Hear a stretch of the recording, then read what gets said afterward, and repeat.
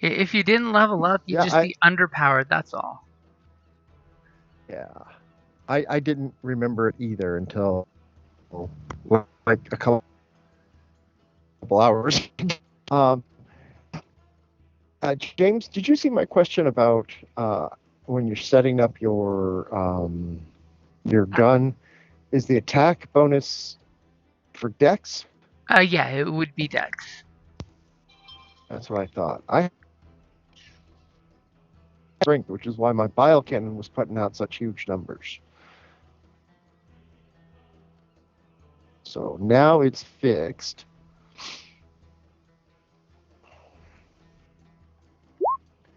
And it's putting out. Well, that really sucked. Wait. Interesting. Dad, are you sad now that your gun works correctly? Yeah. It doesn't have my my strength bonuses on it, so That's pretty interesting. yeah.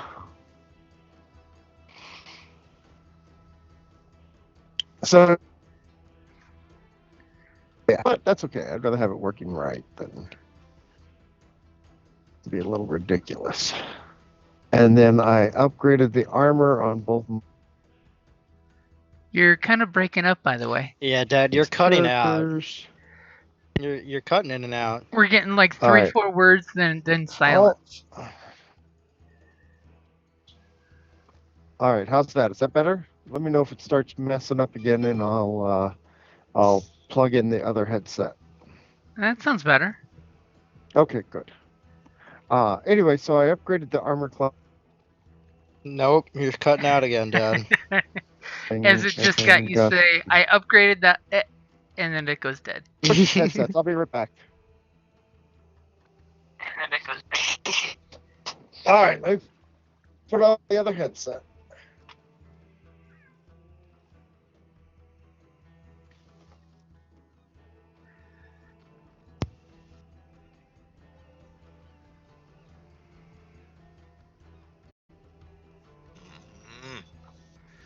As all of our pirates remembered last minute before going ashore to level up. Arr. All right, so how's that? Is that better? Give us some more talky talk and we'll tell you. Can you hear me talk? We can hear you, but then you just cut off again. So Dad, I think your internet sucks. Have you on the internet? Do you have on Skype that filter turned on that cuts out background noise? Because sometimes that will cut off your first and your last words. Oh, that's interesting. You know that the automatic Skype noise reduction filter thingy. I'm plugging in a different. I don't think he heard you. Playing around. Okay. Working on it. You guys hear me now? We can kind of hear you now. Can you? You can kind of hear me. No? Okay. We heard the hear me now part, and then it cut off before and after. So, right. Like I was saying, you may want to check your Skype settings to make sure you don't have the noise reduction turned on, because sometimes that'll cut off your first and your last words. Okay. Nice.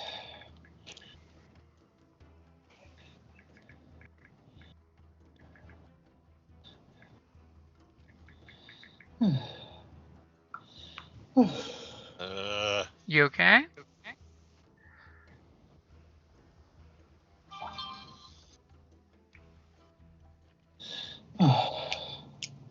Is everybody okay? I'm hearing some heavy breathing. Yeah. Are we? I'm just hauling stuff around. Myself. Yeah, it was. I like to fold laundry during the game. I had to pull it all upstairs. Oh, I see. Yeah. Audio That's smart. Video settings. Here we go. Down to microphone. Automatically adjust microphone settings. Um,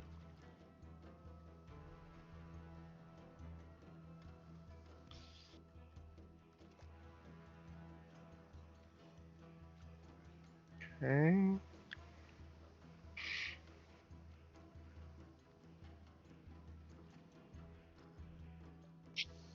Is this any better? Can you guys hear me okay now? Give us a couple sentences with a couple stops between to double check. My name is Brian. I play Sweetums. I have a bio cannon that doesn't do as much damage as it used to because it's fixed. Hey, that sounds perfect. Didn't cut out Okay, once, great. so I'll say that Great. and totally jinx it and make it happen. All Crap. right. Okay, so everything is fixed. And yeah, so armor class. See should now, be He's doing it again. now you're either You mumbling jinxed it, or Jim. it's cutting it out again. Because all we're getting is All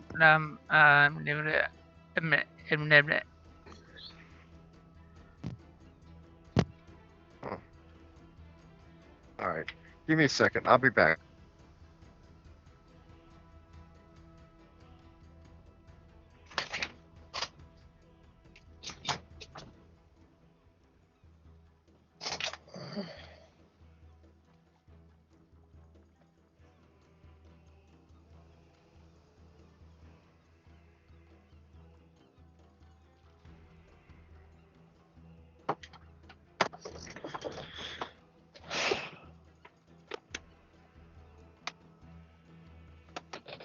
On the plus side, there are 6 of us in the lobby and role playing, so that's a good sign.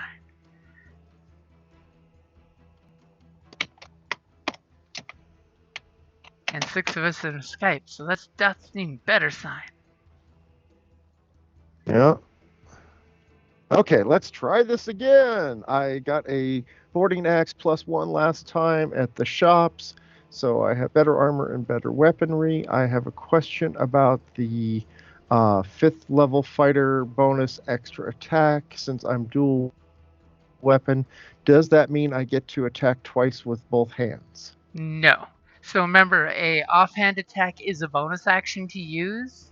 So you have an extra main hand attack is the best way to think about it.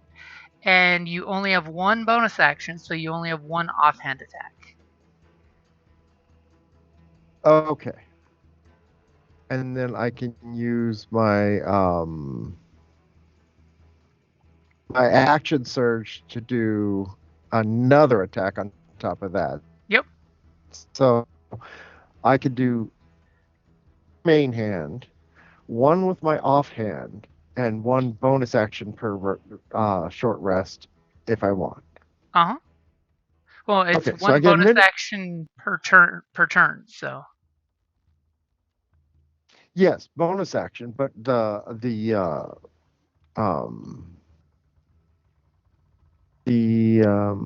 action surge gives me another attack on top of the bonus action. Yep. So I could do 3. It'll bring you up to 5. Once a short rest, I could do 4. No, 5. My bonus doesn't. Why would it be 5? Because every time you attack with your main attack, you can attack twice. Okay, hold on. Let me... Remember, when you're dual wielding, your offhand uses your bonus Put this up on the action. screen.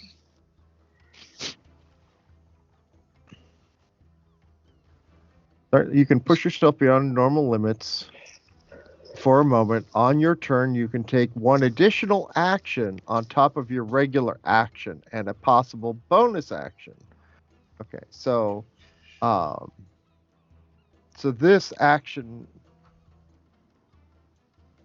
to do an additional action on top of my regular attack. Correct. And since I get So 2 think attacks of it this with way: my you main have hand. your main hand and your offhand. So you attack with your main hand. As a bonus action, you can dual wield and hit with the other one. Then you can hit Normally, you get 2 attacks. You hit again with your main weapon, and then with your action surge, you would then get a 3rd main hand attack. Oh, okay. I'm just gonna Blade Man. Okay, neat. Thank you. That's what I wanted to clear up. Cool. Does that mean I could use my biocannon and shoot twice if I use my action surge, since it's an extra? Yep, that's exactly what you can do. Wow. Monstrous. Nice. Okay. Ready to go. I think. Is everybody here? Is everybody leveled up? I think I leveled up correctly. Oh, sure. See, he levels up, and now it's like, let's go, go, go! Yeah. I see the way you are. Well, no, I'm just doing I'm doing a ready check. How's? Uh-oh, he's bringing that WoW talk into our D&D. Didn't that kill 4th edition?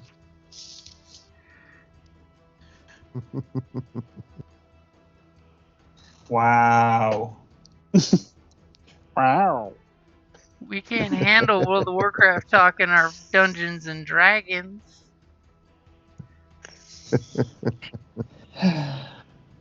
Oh. Let's bring Kevin's level of excitement to all of this. I just woke up from a nap. I understand. I'm jealous. Well, at least you got a nap. Yeah, that's a killer party bonus right there. About an hour, but yeah. Work at like not a short rest. 2 hours after we finish the game, he has to go to work or something, right, Kevin? Yeah. You have to go to work 4 hours after you finish, so the nap makes sense. No, it's 5 hours, but yeah, it's 5 hours. Okay, still.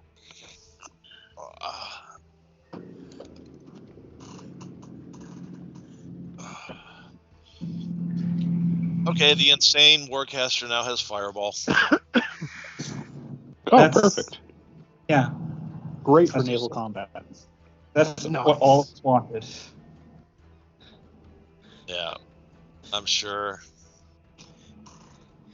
What level do I get to take 0 damage if I pass my save? Oh, that's that evasion rogue thing. Yeah. Just checking that really fast because it might matter. Whatever do you mean? It looks like 7th level, so I just have to survive 2 more levels. Good luck on surviving. I wish you luck. As long as we don't meet any more plants, we're okay. May the odds forever be in your favor. I did very poorly with falling from the crow's nest. Okay, well, yeah, you were kind of away when the plant attacked. It was epic.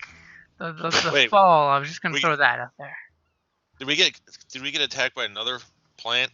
No, we weren't attacked by another plant. Don't worry. We're still talking about the old one. Oh.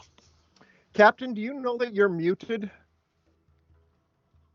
I do know that. I haven't had anything worth saying yet. Okay. Why does my volume keep going up? You're making sure. I appreciate it. Thank you. Okay. Oh, Captain, my Captain. Oh, ouch. I got a nap today, too, so I'm feeling kind of chipped. Aren't you guys special getting in your frickin' naps? Hey, when you're our age, it's kind of a good thing. Yeah. I mean, yeah, true. Yeah. We have to practice in kindergarten. And now I have to upgrade. They got rid of that apparently in kindergarten. There's no more nap times. What the fuck? And they got rid of dodgeball too. Really? And they got rid of dodgeball. That's not a thing anymore. Now, why would they get rid of I never played dodgeball in kindergarten. Well, not in kindergarten, but like throughout school years. Well, that's just crazy. I know. Like, where's the formative years of me smacking someone in the face with a ball? Like exactly. Yeah. You gotta get You know, good at dodging Up things. against the wall and throw the balls at them as like target practice. We used to use in first graders as target practice for dodgeball. Well, Dad, you were just a big, mean high school student who was also just an ogre. You were just big and scary. You bullied the little kids. Oh, dang. I'm just joking. We never did that. I don't believe you. Our school was a logger, though. So he had a big, giant, double-bitted axe in the hallway of when you walked into the school. Big old lumber guy.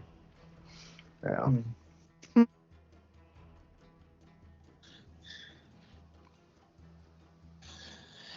right.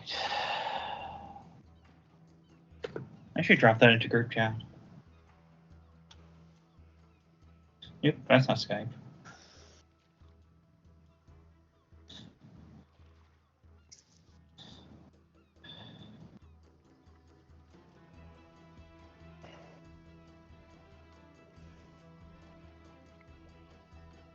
Nope, not what I want.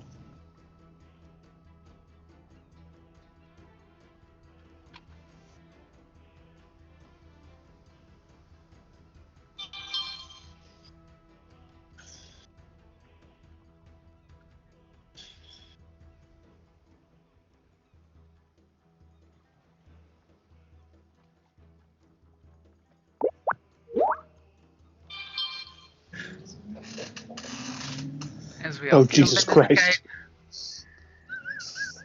Did I miss the settings or did Too everybody go soon. quiet? I didn't make the display. That's not California compliant. That's all I gotta say. Yeah, no. Hello? That's some Texas shit right there. Well, if the police aren't going to show up, then anyways. Can anybody hear me? I can hear any. What the hell did I do? We can hear you. Yes.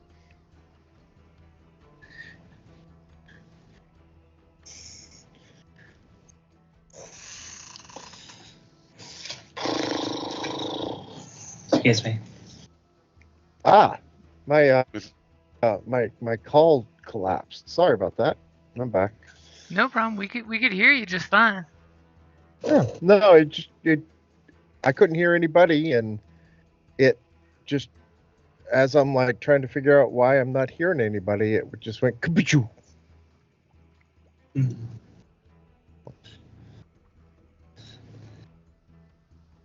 Own the school year like a hero.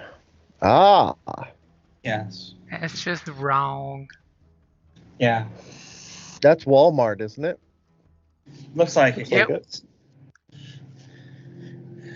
Bad decision on someone's part. Yeah, I don't know if that's real. That could be. There's no Yeah. way that's not real. That sounds just like what Walmart would do. Like, are you kidding me? It's Walmart. And especially, it could just be someone moving a sign. Exactly. It would not be that hard. They probably took it from the school, the school kiddie sale to the firearms gun department. Mm-hmm. Yeah, that's just wrong. It's funny though. Yeah. As long as it's not in several areas, but yeah. Well, yeah. But luckily, no children are going to be able to go buy it.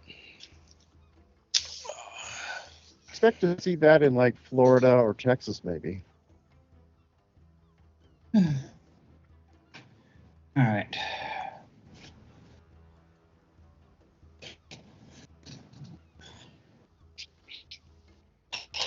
All right, so, or did we head back to the boat? So yep, guess you we- guys, everybody ready? For the exact ending. I am. So yep, last time you guys totally headed back to the boat, get a good night's rest. That's when you all leveled up, and then I'll say it all at once. Everybody shout out what your level is, and we see if everyone's paid attention. 20. Level 5. 5. 20, yeah. 36. Oh my. 5.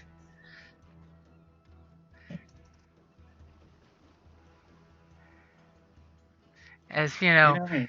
you guys leveled up, and last sounds like you agreed upon you were going to be going to the Iron Lich here and ask him for some work, because he totally has work available for you guys. Wait, what?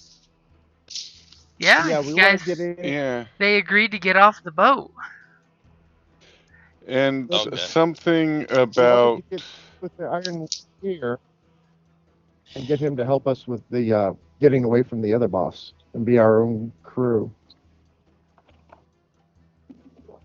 Right? Yep, you Wasn't that the guys, there's some plotting going on against your Lich Lord, basically. Not that anyone's admitting you're plotting against the guy who made you guys. But you're going to totally hit up the Iron Lich in Hell's Hook and offer your services to make nice with him. I thought we there already was did that, though. something about killing a traitor. Yeah. Yep. He totally has a job for you.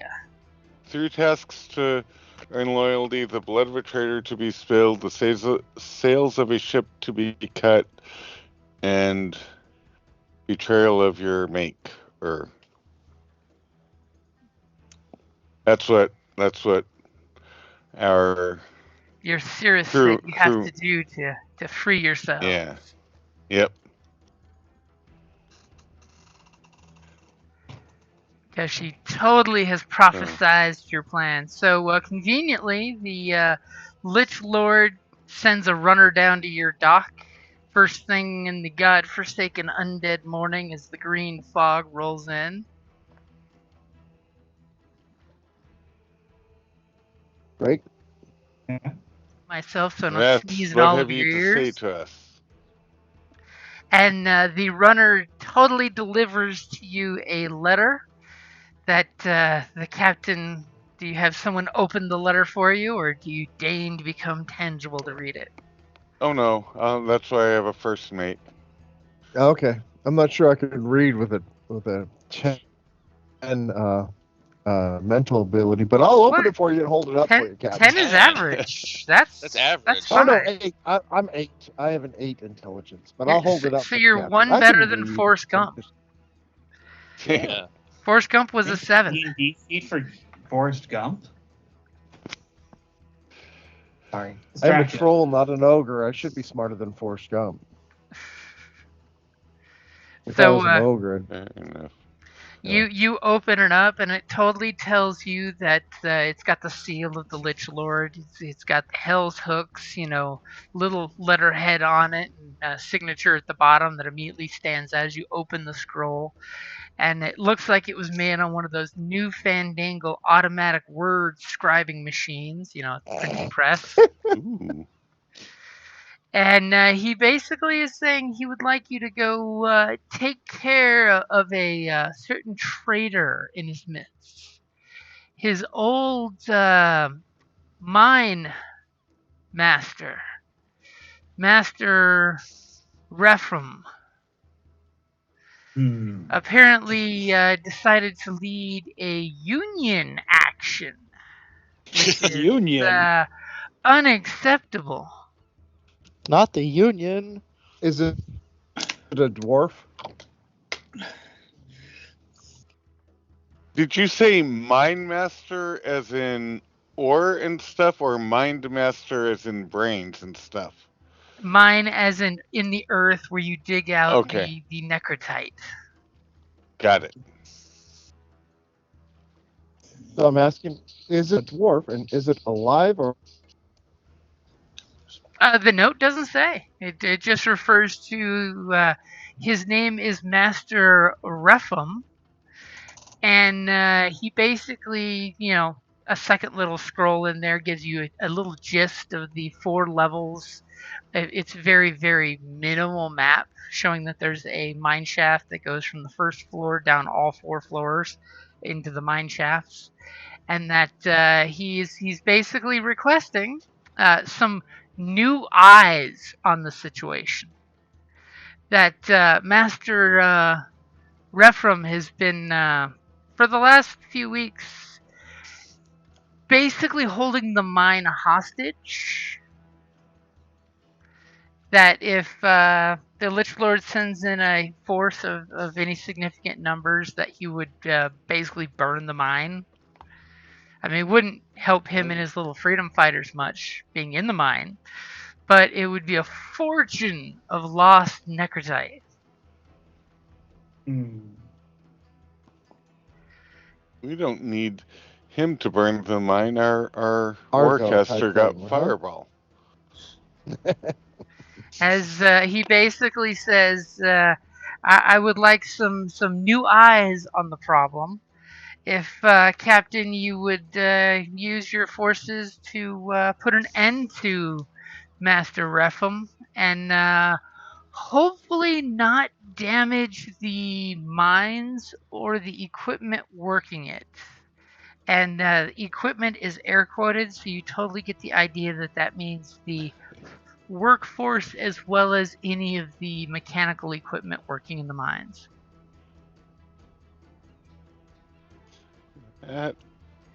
I mean, absolutely, we will keep the collateral damage to a minimum. But you know what they say about omelets.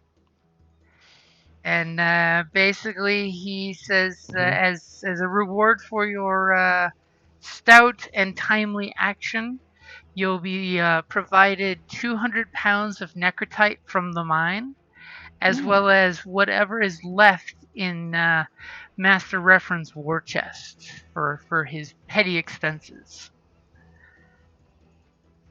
Nice. Well, That's how then, we sweeten the deal, that if you blow up the mine, you blow up your money. By the way, how much necrotite did we have in the ship's hold in the first episode of this game? I wasn't here for that, so I was starting to listen to the podcast. And it should be on the boat. Yeah, just pull up the boat's sheet. There's a boat sheet? Yep. If you look on your character sheet, the there's one for the boat. Oh, I didn't realize that. That's how y'all can keep track of how badly you tore the boat up. It's not that bad, though, yet. Yeah, you're doing good. Oh, and we just got it repaired. Yep. You sent the Trollkin carpenters over there to fix the boat up. So you can totally heal those hit points from 138 to a full 150.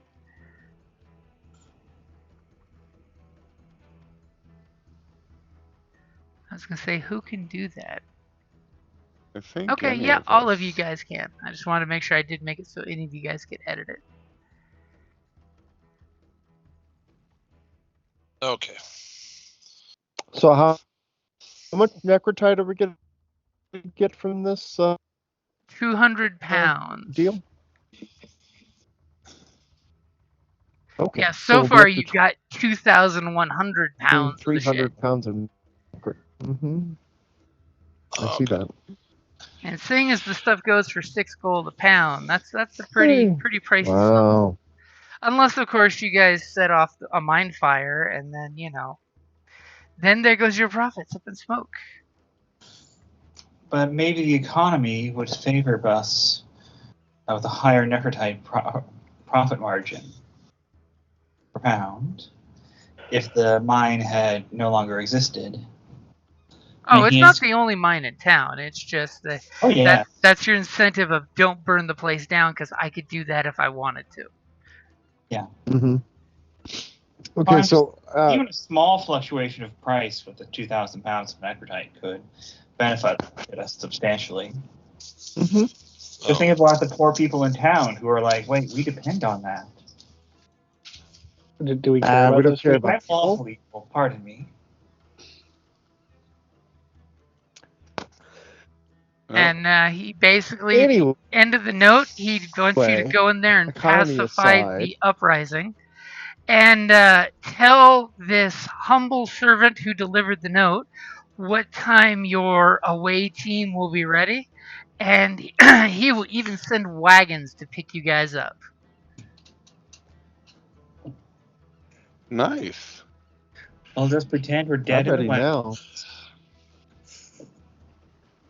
Um, Yeah, so this mine master, he's not going to get all antsy when 6 undead traipse into his mine unannounced, is he? Well, some Well- of the some of the workers are undead, aren't they? yeah. Yeah. Yeah. And we've got 2 big, what look like workers coming in. Well, what you're getting from the gist of it is this guy's kind of taken over Master Blaster style. Who runs Bartertown? The guy that's in the mine that's basically swapping out food stuff and cash for ore. So he wants you to go down to the mines and kick this guy's ass, basically. Sounds like his forces may have tried doing it, and he's wanting somebody else to either some sucker to do it, or maybe someone new will be able to negotiate. All right. Basically, I'm ready he's to leaving go. it into your undead clutches of how you're going to do this. The question is your Leviathan mine certified?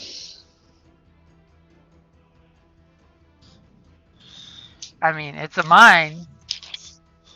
Has our Warcaster No, found the a mini Leviathan. for his I Leviathan? still got to put it together. Oh, I thought you did that. No, I bought the Nope, parts. he I just just got the parts yesterday. Oh, Couldn't okay. we just wait on the ship and see if you put it together, or does that take a long time? It's basically building a car. I don't know. Can't you build a car pretty quick?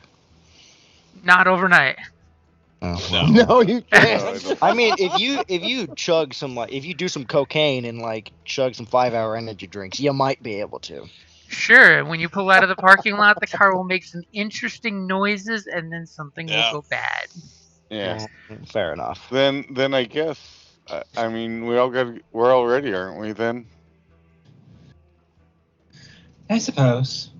I should probably have Yes. got myself some studded leather armor, but was otherwise occupied previous We session. could go to the shop right as we walk by. Yeah. Is it along the way? Do I have money? I should check that. You should have money. Yeah. We can. I We mean, always split we up can and say meet up pick at us the up shop. in an hour. Or me. Yeah. That works. So you tell him that So- you'll be ready for pickup in an hour? Yes.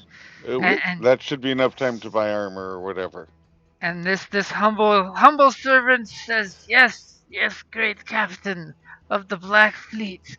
I will tell the master that you will be ready in an hour. Be prepared for...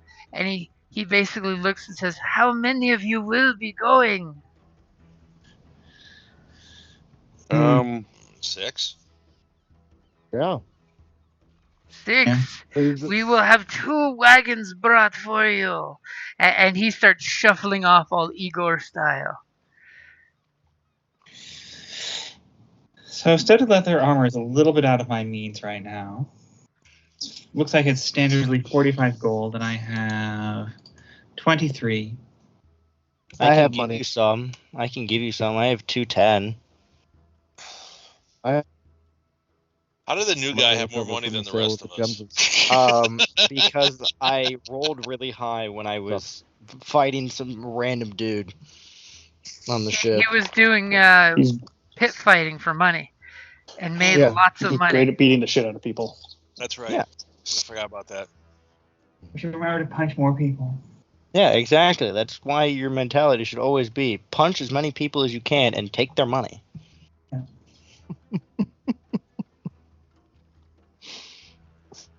I have money also, Lily. So because I sold the gems and bought an upgraded weapon and some armor, but I didn't spend all of it. All right. I'd appreciate that. Yeah. So you need an extra 100 or what? Oh, I just need an extra 30 or so. Okay. I will mark it off my thing. All right. I go buy myself some armor, I suppose. Mm-hmm. Is that all good, Jim? Stirring on the local economy. Yeah. Let's see. Plus 30 minus 45.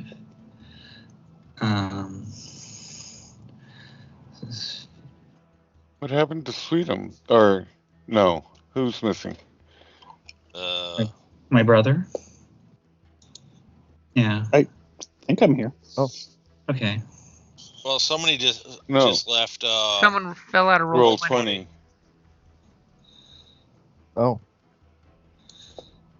Well, no, William's not right there. Everybody's here that I see. No. No, in roll 20. And roll 20, yeah.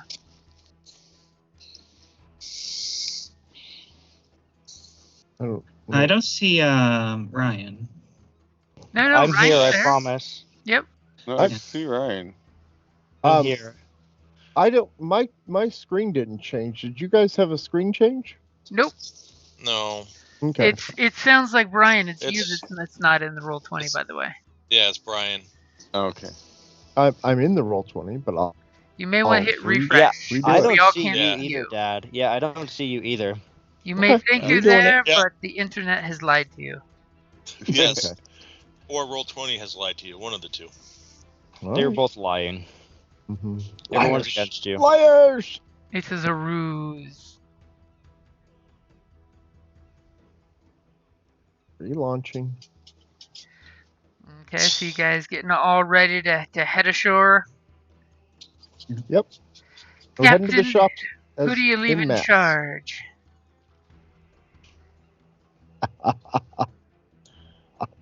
Always a very important question. It's your Star Trek question. Next Generation question. Who's the red shirt on the ship? Right. Well, not the red shirt, but who's left in charge? Should we leave the Seafarers in charge? So the live crew members that that's a great idea. She's totally loyal. The live crew members that the Captain Charmed and the Cirrus, the live crew members are Iggy, Kosh, and Damien. We can leave them in charge of the day-to-day running of the ship, and the Cirrus in charge of them. Couldn't we? Since she's all aboard now. Yep, she's drank the Kool-Aid. We don't want thralls in charge, so yeah. That's like blatant discrimination against the undead. The undead. Reverse it. You three breathing crew members and the Cirrus, he's now like the captain's side piece, when he's on the physical side. You guys are in charge. Even though all the live people are in charge of the undead people. And but the Cirrus people are all thralls. Yeah, they're basically barely intelligent, ghouls. Mm-hmm. I'm just messing. Bunch of racists. Oh, we could leave the crab in charge. I mean, I thought you'd want to bring the crab just in case. I don't think the crab's had enough training yet, has it? It knows two tricks: heal and hide. Or we could use a healer. Well, not that kind of healing. He will come up and do medicine by eating your rotten flesh. Thank you. If I eat the rotten stuff, it'll grow back, right? Okay, so I'm going to go get me a drink real quick as you guys discuss what your plans are, as you have a very basic map of a mine that has a little mine shaft that goes down 3 layers. And, basically he's told don't blow it up. Level 2 and 3 have dangers of gas, so don't blow it up. I'll be right back. That should be easy enough. So how do we want to blow up this mine? I mean, fireball seems like the best choice. Yeah, or just a bunch of dynamite. Well, we do have lots of blasting powder. Yeah. Exactly. Yeah, I mean, we probably have. You know what? That could work as a strategy. We should just bring a whole cart full of gunpowder with us and be like, yeah, we'll blow up this place too. Yeah. Or we could like set fire to the mine at the top and smoke out all the people at the bottom. And then the undead people don't care. That could work. They're the Smoke only rise people who is matter. genius. Well, if you put it don't- in the mine, Well, it's it'll go- undead smoke, so it falls. Yeah. Yeah, exactly. You just put Learn some your dead stuff, bodies on it. Necromancer.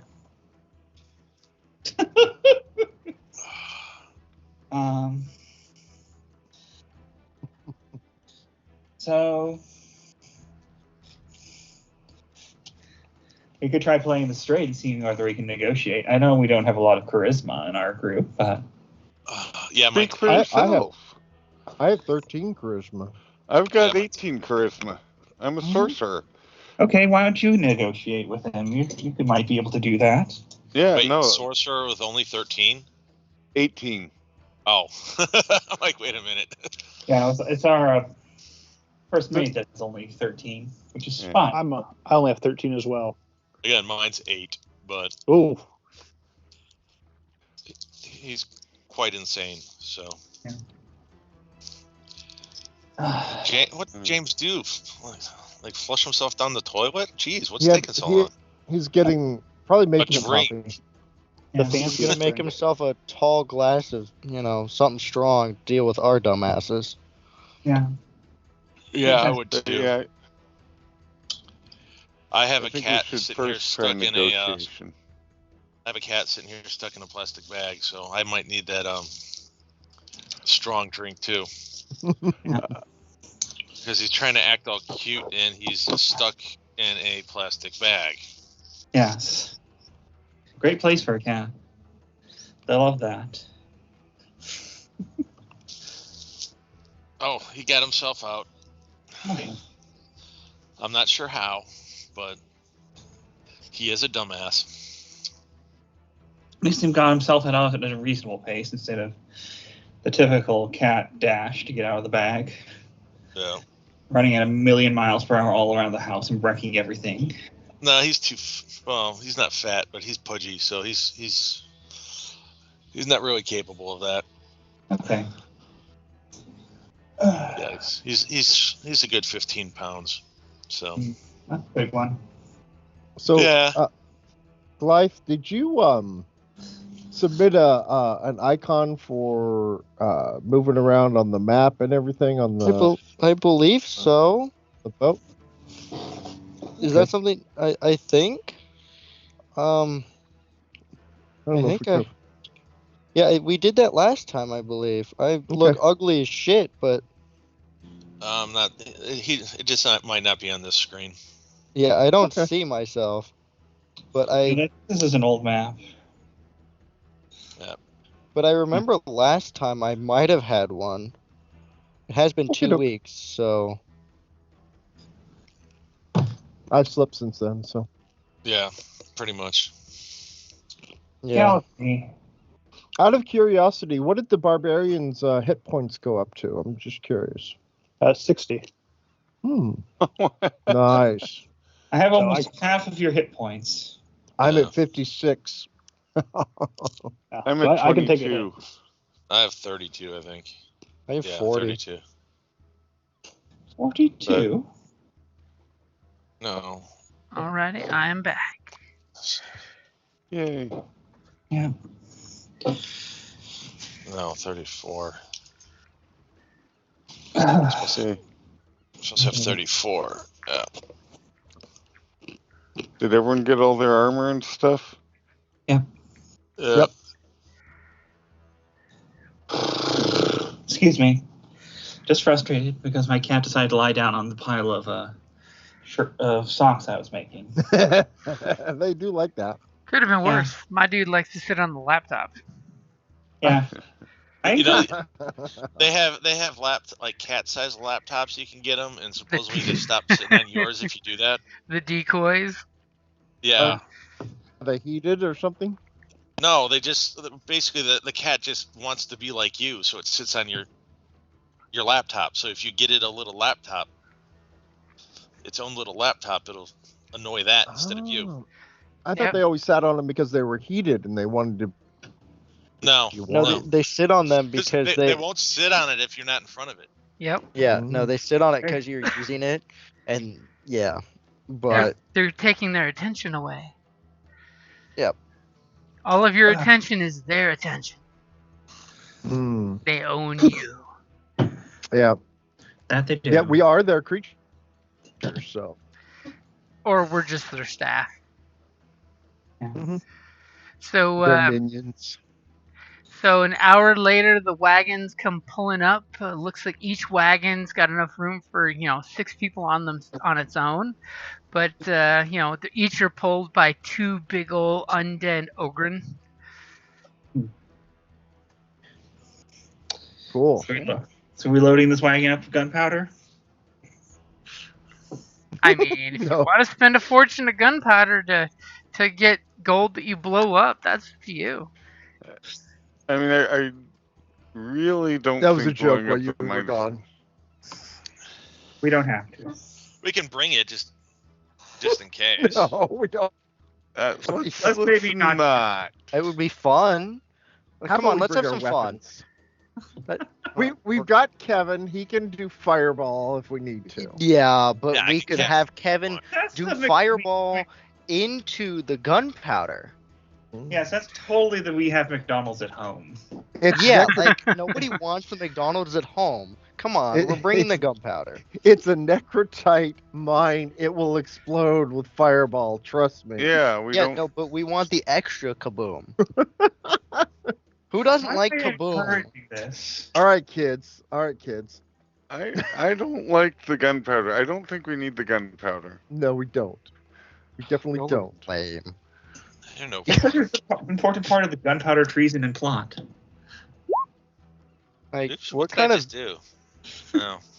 Never mind. We don't have to bring gunpowder. lame?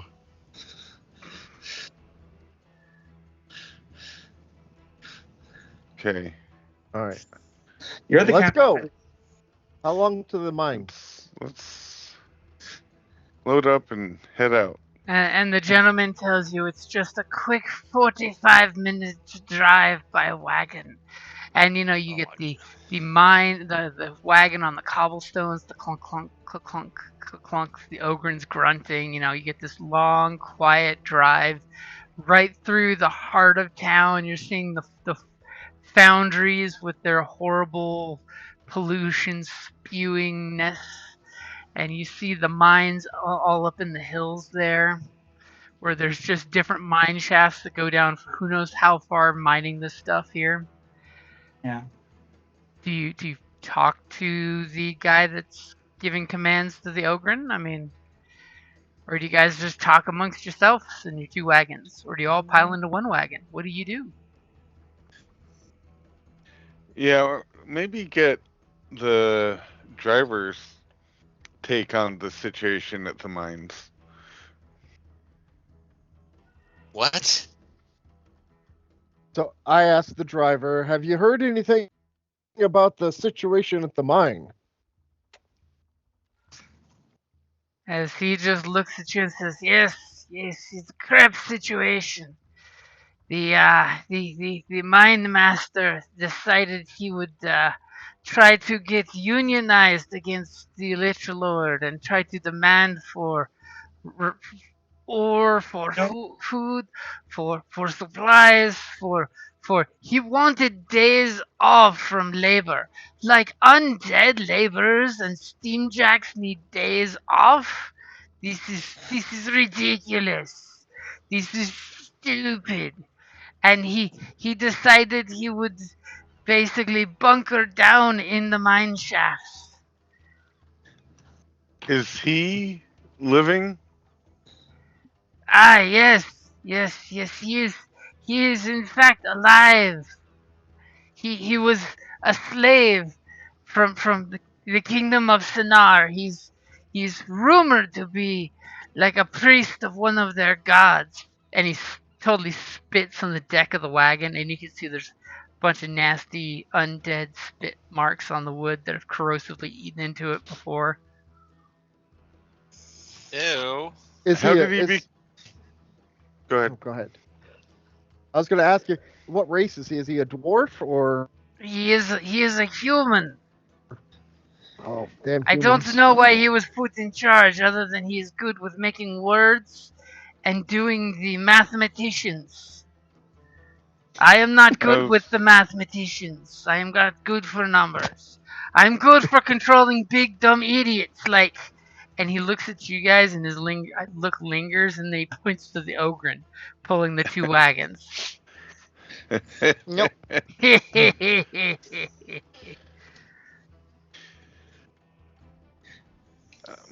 All I know is that the master has sent in his goon squads, and they have been repelled by these united workers.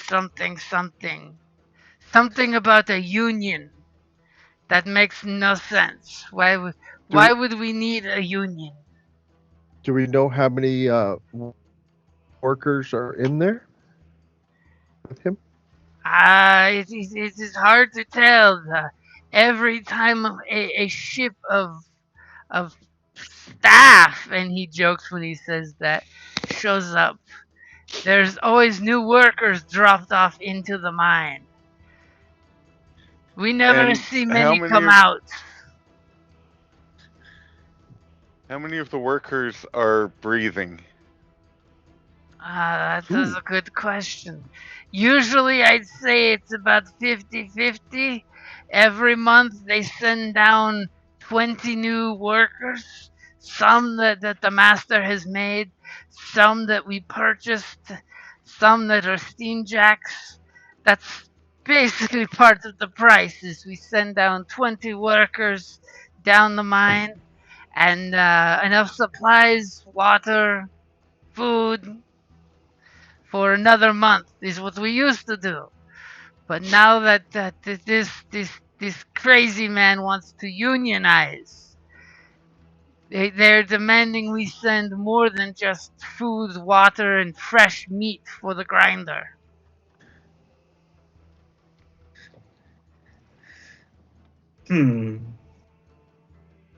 So we're strike busting. Oh, yes. Yes, you're a Yep. strike We're force. scabs. No, we're not scabs. We'd be working in the mines if we were scabs. Get off my thoughts.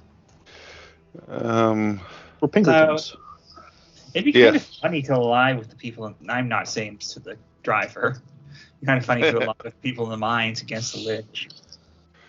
No, we like this Lich. We want him to help us get rid of our get away from our other Lich. Yeah.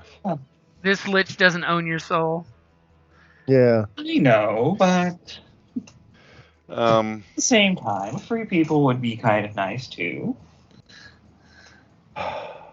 So, how does he control the undead portion of the workers? I don't think he's controlling them per se. I mean, from what I heard, he was a goody-goody guy. That if he was truly a cleric, he couldn't. I don't know. I mean, I would think that the cleric would make the undead like us go poof. But what's to say what kind of cleric this guy is?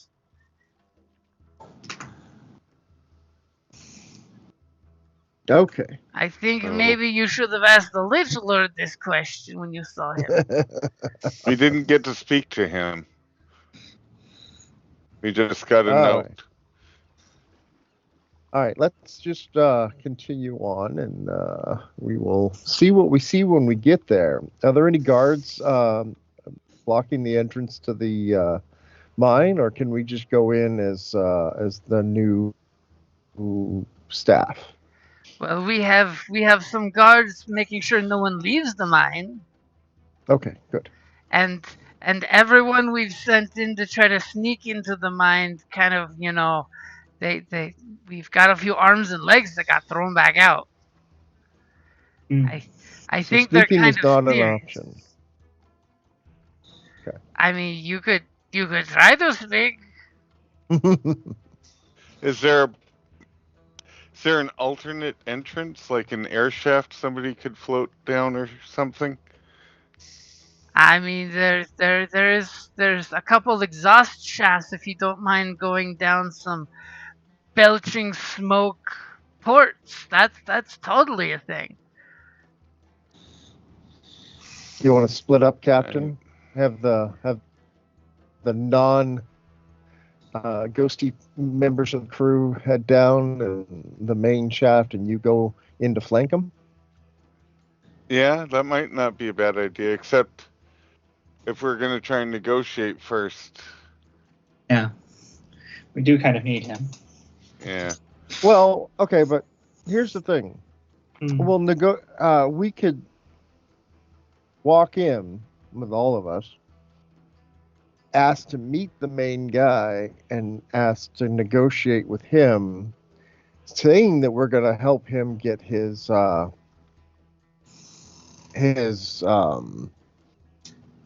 union thing going with the boss, and then when we get down there, just kill him.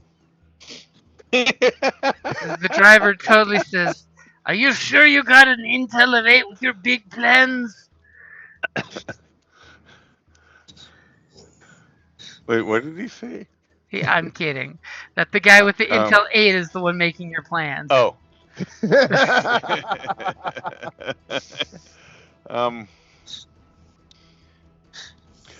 I mean, he would be easier to negotiate with if we did weaken his position, though. But, so it sounds like the alternate entrances aren't necessarily. My point is, we good. can either fight tooth and nail through. We can nail through everybody in there that's arrayed against us, or our way to the main guy, kill him, or fight him and his main guard, and just take over from the inside out. Is my point. Be a lot less bloodshed. And as he totally drives by another mine, he points out to these big tin pipes that are coming out of the ground that look almost like the pipes you see on ships, those big curved pipes that just have this horrible. One pipe has this noxious smoke crawling out of it, and you see the fog is like getting sucked in the lower half of it, and he's like, "Pipes like those, you could totally crawl through them, I think." I mean, I'd hate to slip and fall and end up at the bottom of whatever's down there. Yeah, I don't know. I don't like the idea of separating the group when we need the captain's brains and charisma to negotiate, and he needs us to help keep him safe on the way down, just in case they try to double cross, even though we're going to double cross. I mean, we're pirates. Everyone's going to double cross. Yeah. But, yeah, maybe we could go in and attempt to negotiate. Negotiate and have an easier path down and then fight, rather than weaken ourselves on the way down, fighting group by group. Oops. Yeah. Unless somebody has a better idea, I like it. Let's just. I don't. It's 10% of a plan. I like this. You're gonna talk your way in. Yep. We lost Brian again. I'm here. No, it was Jim. Oh, it was Jim. It was me refreshing my page. Ah. I'm working away on another map here, so hit Command to refresh. Okay. I wanted to do what I was telling it to do. All right. Good. Okay, so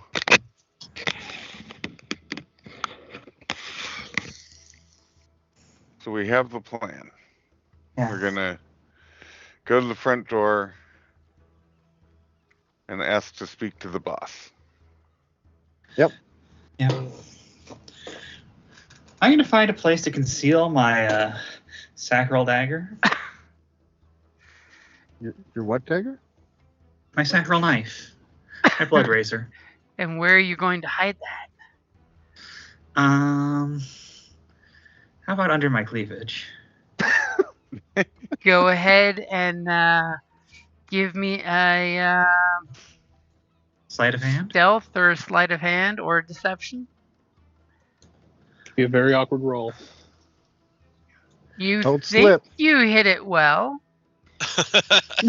Well, Why not just put it inside your coat or something? well, I was trying to hide it in my armor so that. All Xena style. Oh, Yeah. okay. Yeah, just because I had the idea that, I think a sensible person taking us to see the big boss might take our weapons, but. Oh. I mean, No, if you're I'm not wanting giving to, up my weapons. if you're wanting to talk your way through it, Yeah. No, I'm not giving up my weapons. Sorry. We can just shoot them if they try to take our weapons. Yeah, but that doesn't really get us very far. Man. That just gets Well, us murdering the front door guards. Mhm. It's still fun to shoot people. That's true. It is, but it defeats the purpose. But I mean, we're pirates. They're not going to take our weapons. We'll negotiate. you're not pirates. You're on land. You're bandits. You've been downgraded one rank. Sure, you're pirates. Former pirate. Sure, you have a boat. Listen here, Jack Sparrow. Oh, snap bubbles. I'd be talking like this if I weren't a pirate, Daddy. So of Darn. course, All right. he totally points out the here is the shaft that they throw down new slaves and supplies if you want to go down that way. I wouldn't recommend it. But here's the actual front entrance of the mine. Okay. Yeah. Okay. Let's just walk brazenly up to the front end. Well, float brazenly up to the front entrance. Well, the guards that are guarding the outside are ours, or on the guy we're working for. They work for the Iron Lich, yeah. Yeah. Yeah. It's once we go inside, we gotta worry. Yep, there's a very large Ogren goon squad sitting there with, they all have two-handed Hercules club-style cudgels, and you can see that there's just a smear of broken body parts in front of them. Anyone who's tried to leave the mine without their permission, which has been everyone that's tried to leave so far, they've had no problem smashing into a paste. These big six breathing, huffing and puffing Ogren with their massive, clubs with studs in them and bits of skull. Let's fight them. No, kidding. What? As the driver, kind of crawls out of the wagon and you hear his bones creak as he does, and the Deathlock looks at them and says, "The Lich Lord sends them to go do what they must do. If they come out, you let them out. No smash. Anyone else? Smash. And these guys just all kind of grunt with each other. Well, guys, I have a way to get everyone else out, but it requires a lot of disguise kit uses. Oh. Well, hopefully it won't come to that. Yes. Okay, so in we go. Yo ho, yo ho. Yeah, well. Into the dungeon. Into the dungeon. As you guys get in there, Onwards. and you totally see the entryway. There's a lift that goes down, and there's like 4 thralls that are very simple. 2 are on the down, 2 are on the up, and there's bells with ropes inside the lift that you just ding the bell, and when their bell rings, they know to click the brake and start wenching.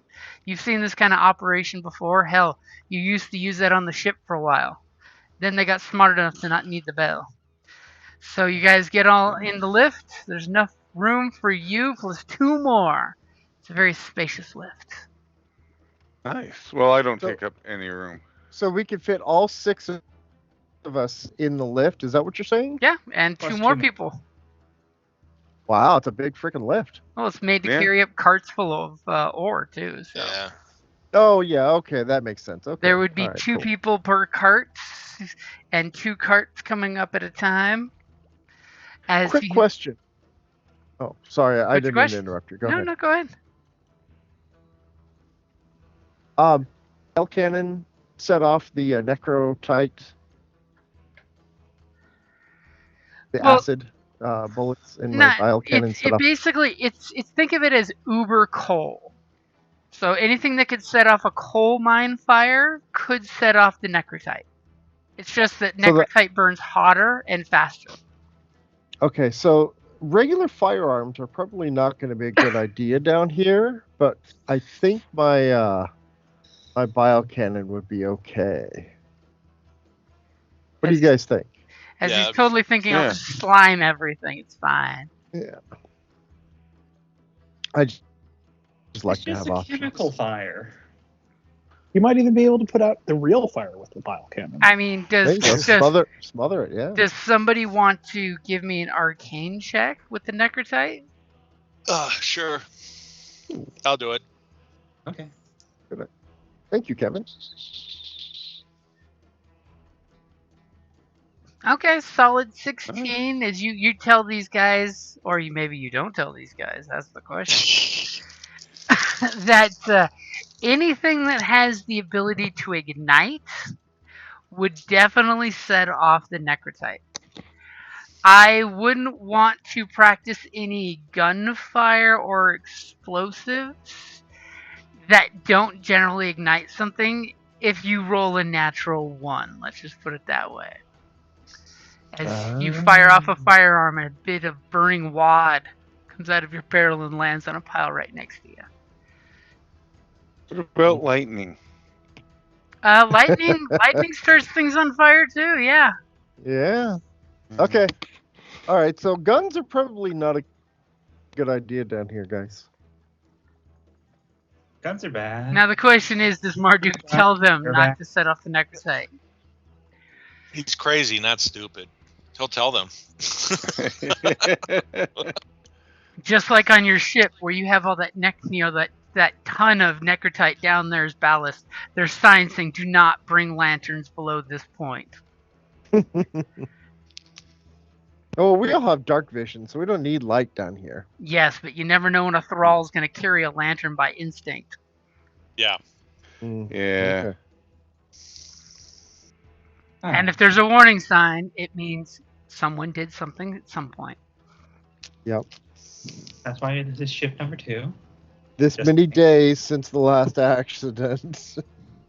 So the lift, takes a while to come down to level 1.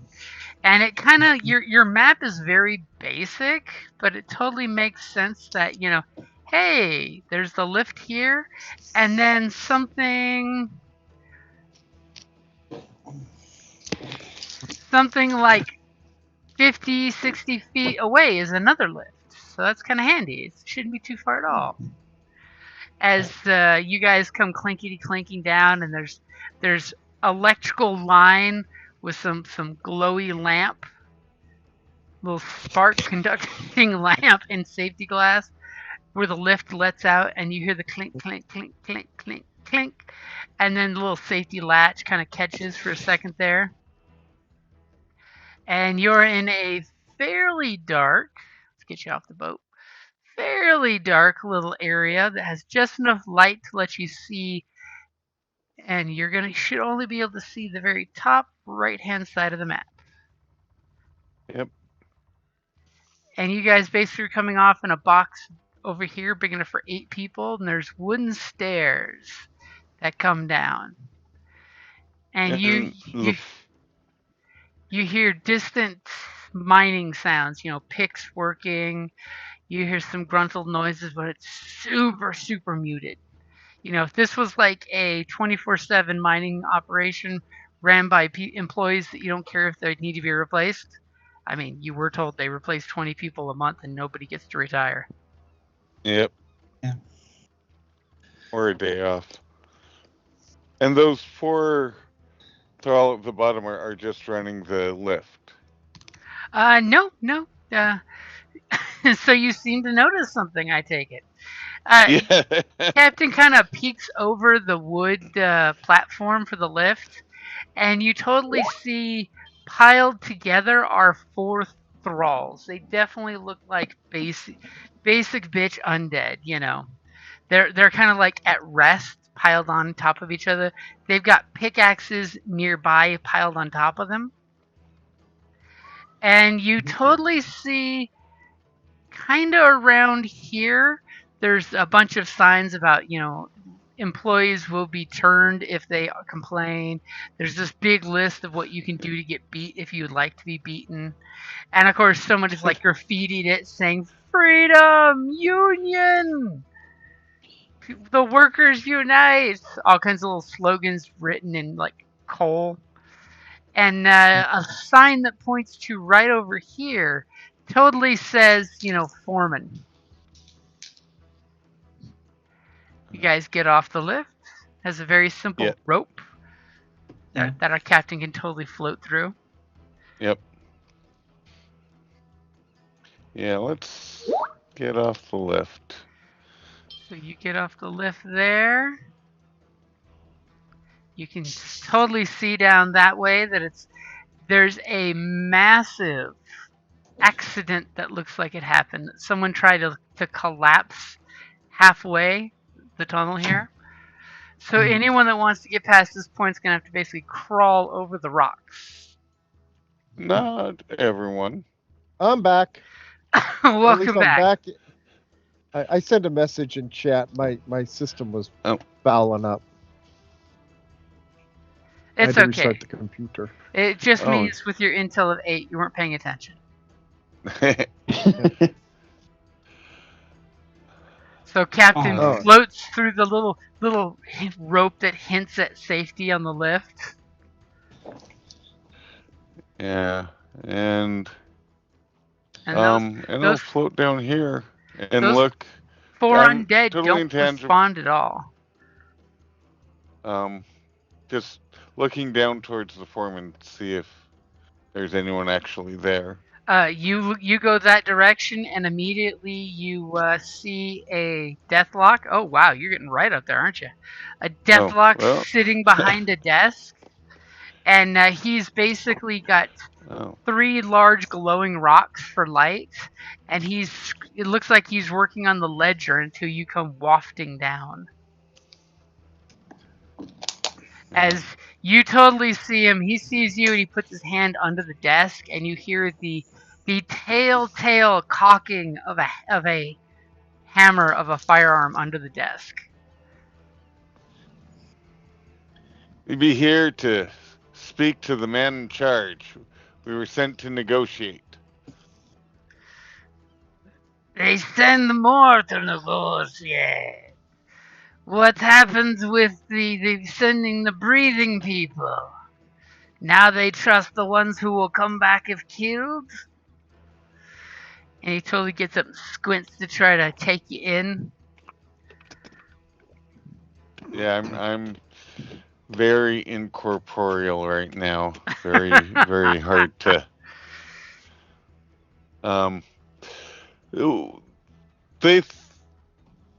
We are an expert team of negotiators brought in to resolve the union situation. The people that have been sent before were merely representatives and did not have the training in negotiation and arbitration that we have, but we are a skilled team of experts. Experts. And he literally gives you that one-eyed squint up and down, as says he's definitely taking you in.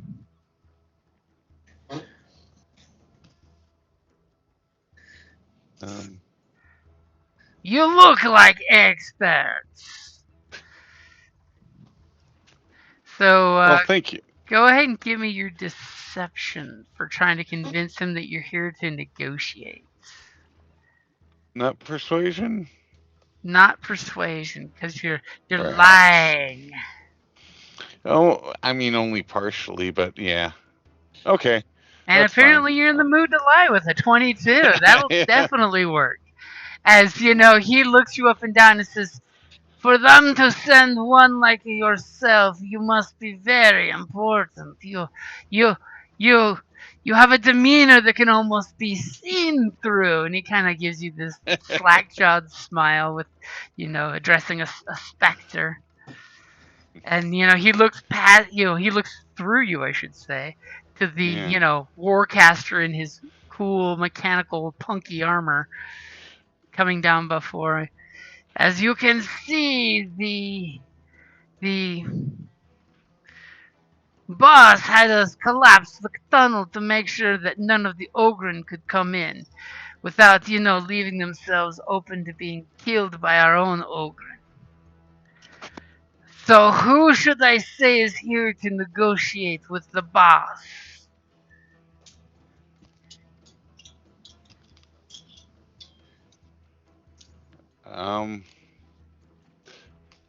Tell me your name, Captain. Captain Terror of the Revenant's Revenge. Captain! Aye, laddie. Is in the boat kind or the army kind? The boat kind. Why, you must be important to be brought off the boat. I only leave it for reasons important enough, and your boss is important enough. You could say something like that. And he swivels his little desk chair, pretty much totally exposing his back to you guys. Not that you don't notice that his back, since he is, undead, it looks like he's been shot, stabbed, had a couple different things done to his backside in the past. And he pulls off this dirty, moldy burlap sack that covers a bunch of tubes in the wall, talking tubes like you use in a ship. And there's some kind of scribbling on each one of the tubes with a little placard. You can't quite make out what language it is. You think it's more of a code than a language. And he totally cups his rotten hands over the tube and blows into it, which would, normally you guys know would make a whistle sound on the other end. And he says, "Some important people here to talk to the boss, the big boss, not the other guy." And he kind of glances back at you guys. That's interesting. And, he sticks his old ear up to the tube to listen. And then he gives some nods, and he mumbles back an answer that you know that they can't hear. And he's like, "Just a moment." And he shouts, "How do we want to do this? There's a handful of them. One is a captain, very important person. You should see the size of his hat." And he puts his ear back to the tube and gets a response. And then he puts the burlap sack back and he goes, "Oh, wait. I got to make sure we don't get you smashed walking through here." And he goes to another pipe and he pulls the little cap off and blows through it and says, "I need an escort. We have some negotiators coming in to negotiate something."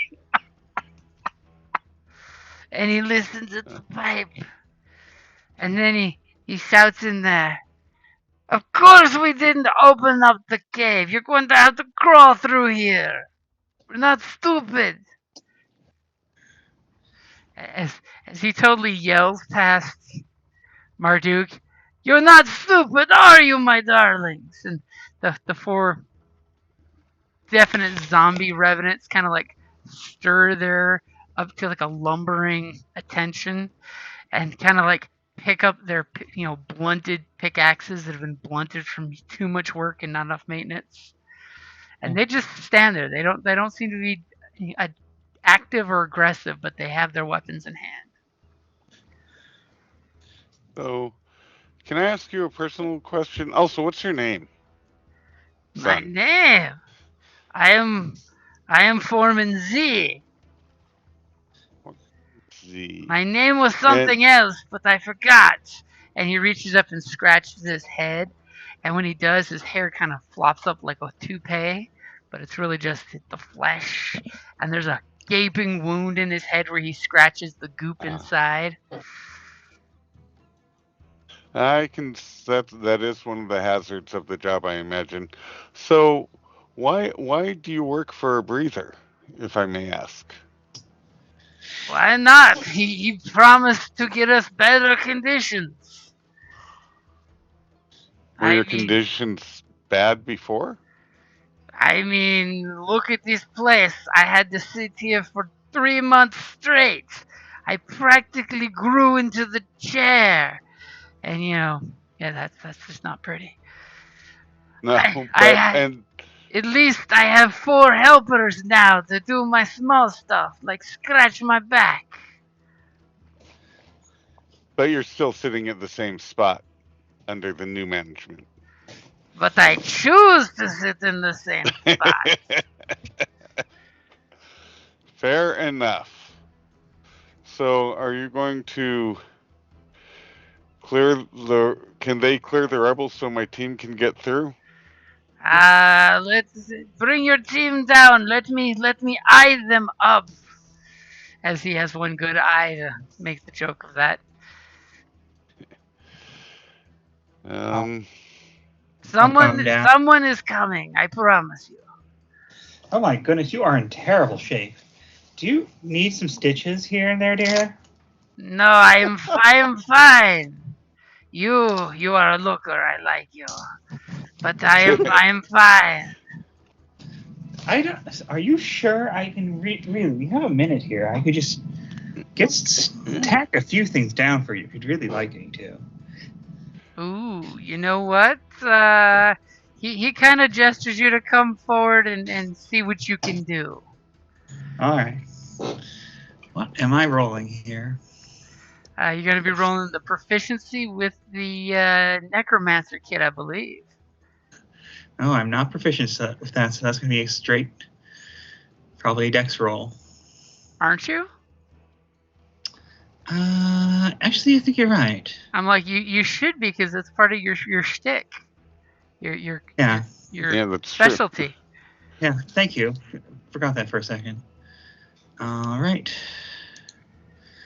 That's how you do what you do. It's that you do so well.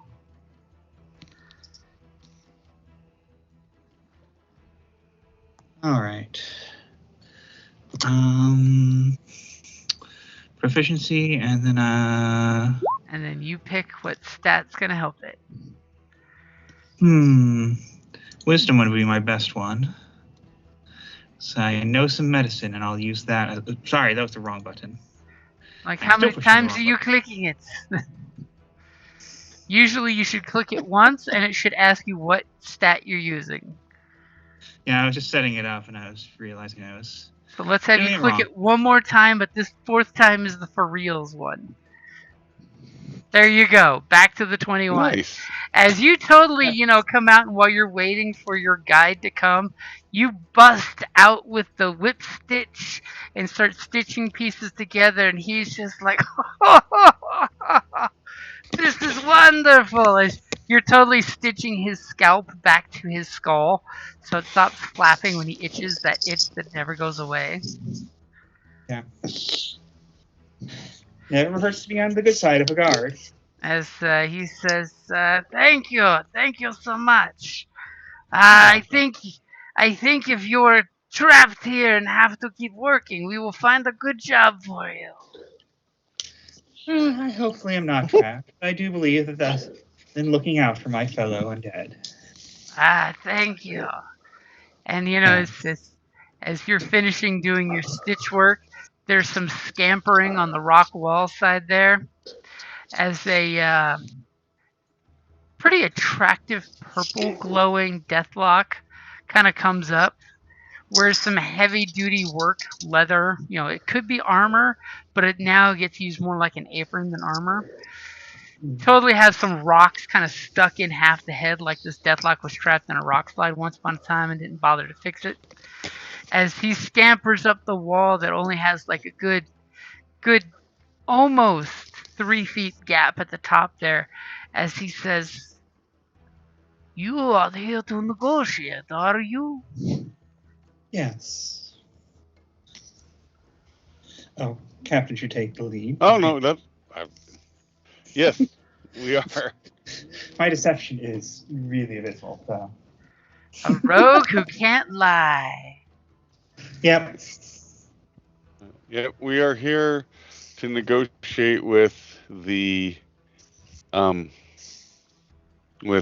big man. Masterminder. The mastermind. Masterminder. The mind master? Yes. Yeah. The real boss. A The very big boss, not the other guy. very well. If you are here to talk, you need only your will to speak. You may leave your weapons with the foreman and crawl through this opening. We do not crawl. I think you can clear the way for us. And I don't think that's going to work. We were under orders to keep it barricaded so that no one could get up here. Rephram herself said for us to close the entrance, so no Ogrum could crawl through here and break our union protests, or any steamjacks. We don't have any steamjacks. And do we look like Ogren? That one guy looks kind of big. He could be an Ogren, or maybe in a past life. And I'm a troll, so.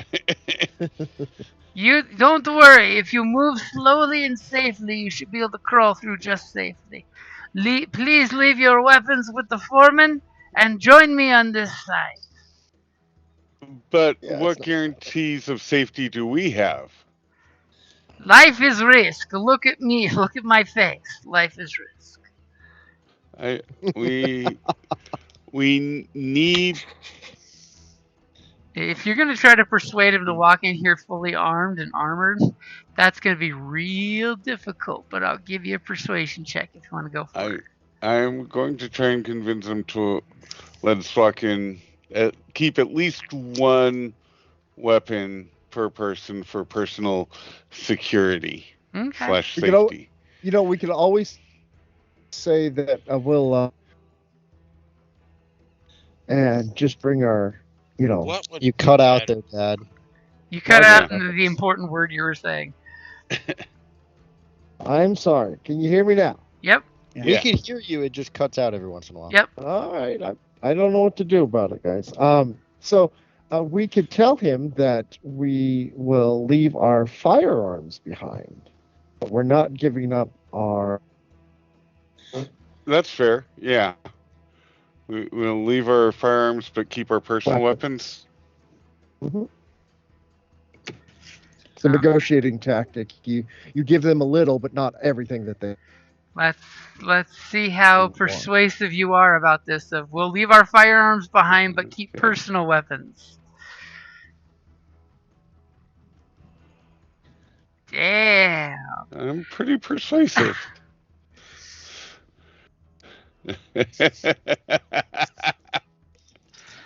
Technically, battering ram wouldn't set them off, but would scatter them everywhere. Unless they happen. The way. Oh, are those necrotite rocks? No. The pile here are regular rocks. They just collapse the ceiling. When you said set them off.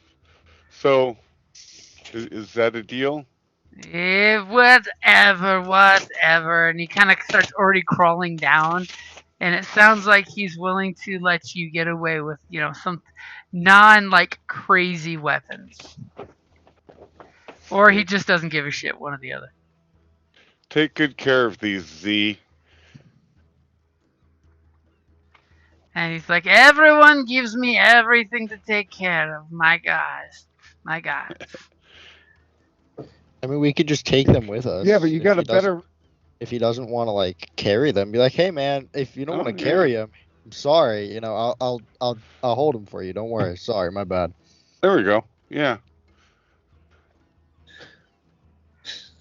And he's totally like, no, you heard what they said. No weapons except what you carry with you.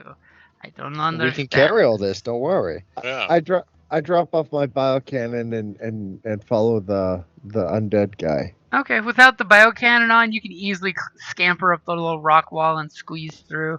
With the cannon, you would have had to totally do the scuba diver trick of pushing the cannon through first, just to get through.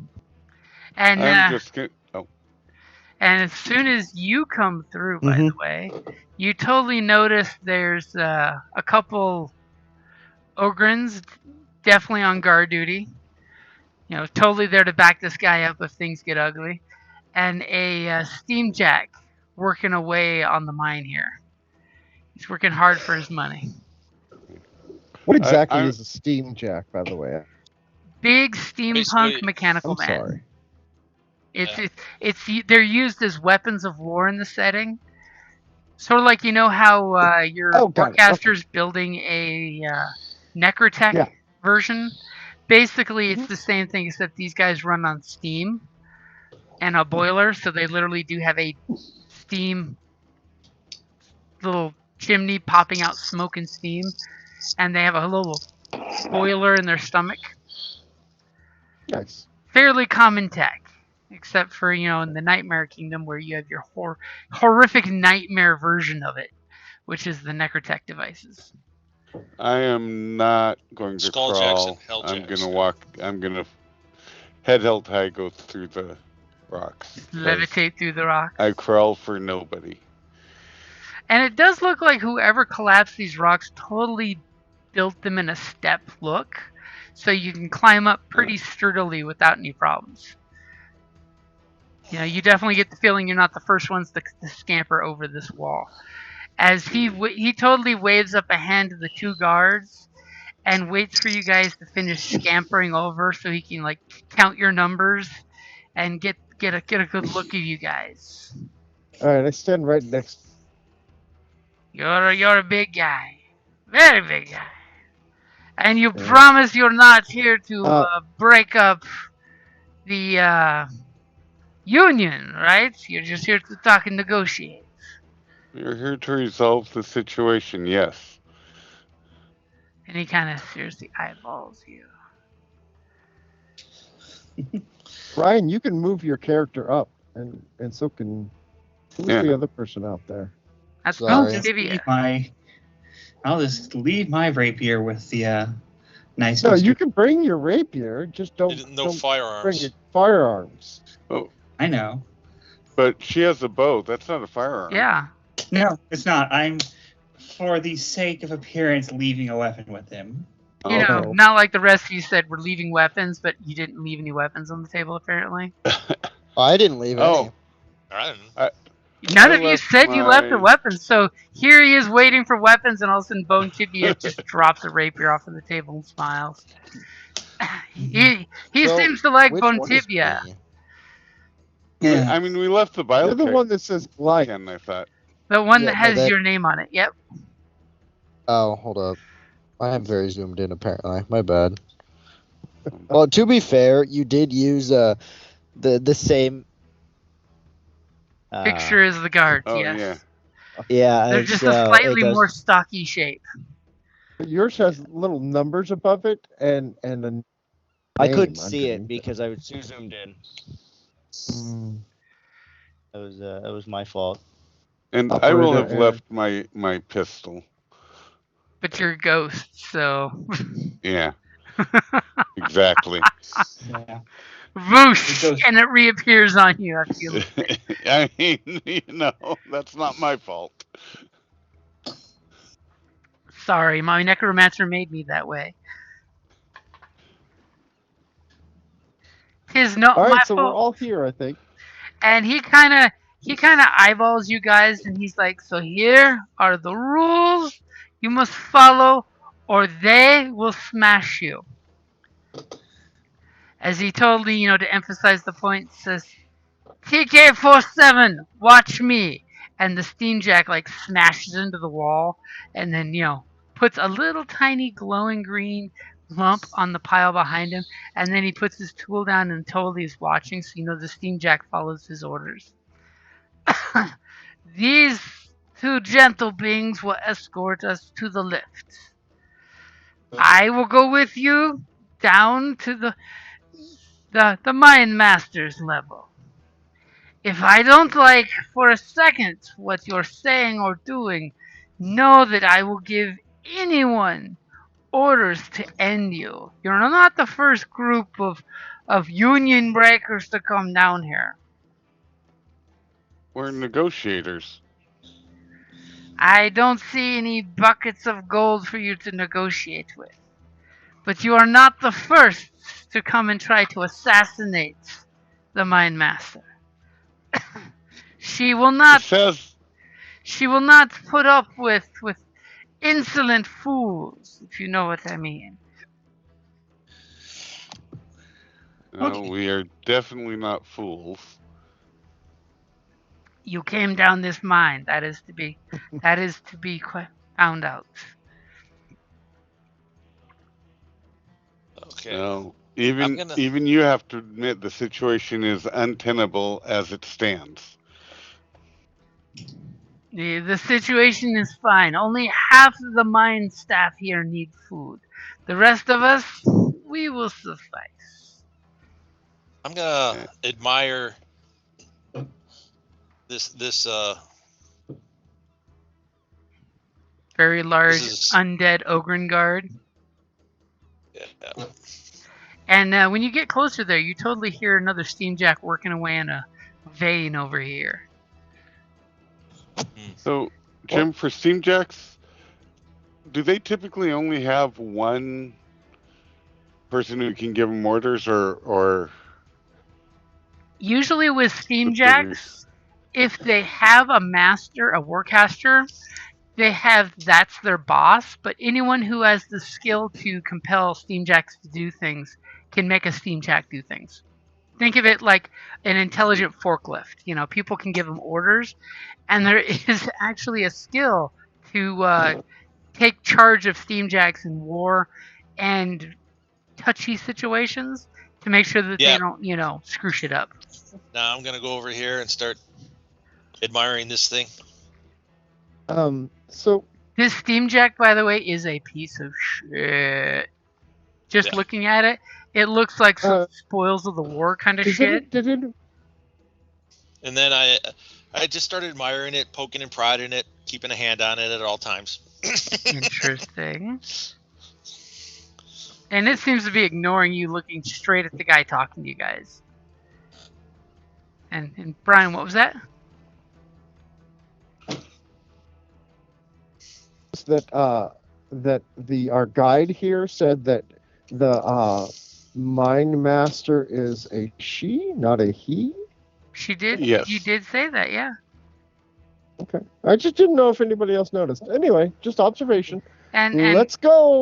Once he sees all of you, he totally does the Bosun tour guide thing and we're walking, except for this guy who's walking ahead of us. As you totally hear some voices up ahead, and you see, basically a bunch of mine workers hanging out, not doing mine work in their little area over here. As he totally says, "Follow me, please. Excuse me," and he pushes his way past Marduck. And he totally waves at some of the ladies working here. They totally got the worker garb going. He says, "Now be careful. It's been 2 days since our last accident here. And besides these trespassers, I don't want any one of us in the mine getting hurt." And he's totally gesturing for you guys to follow. And he's being very perceptive of you guys.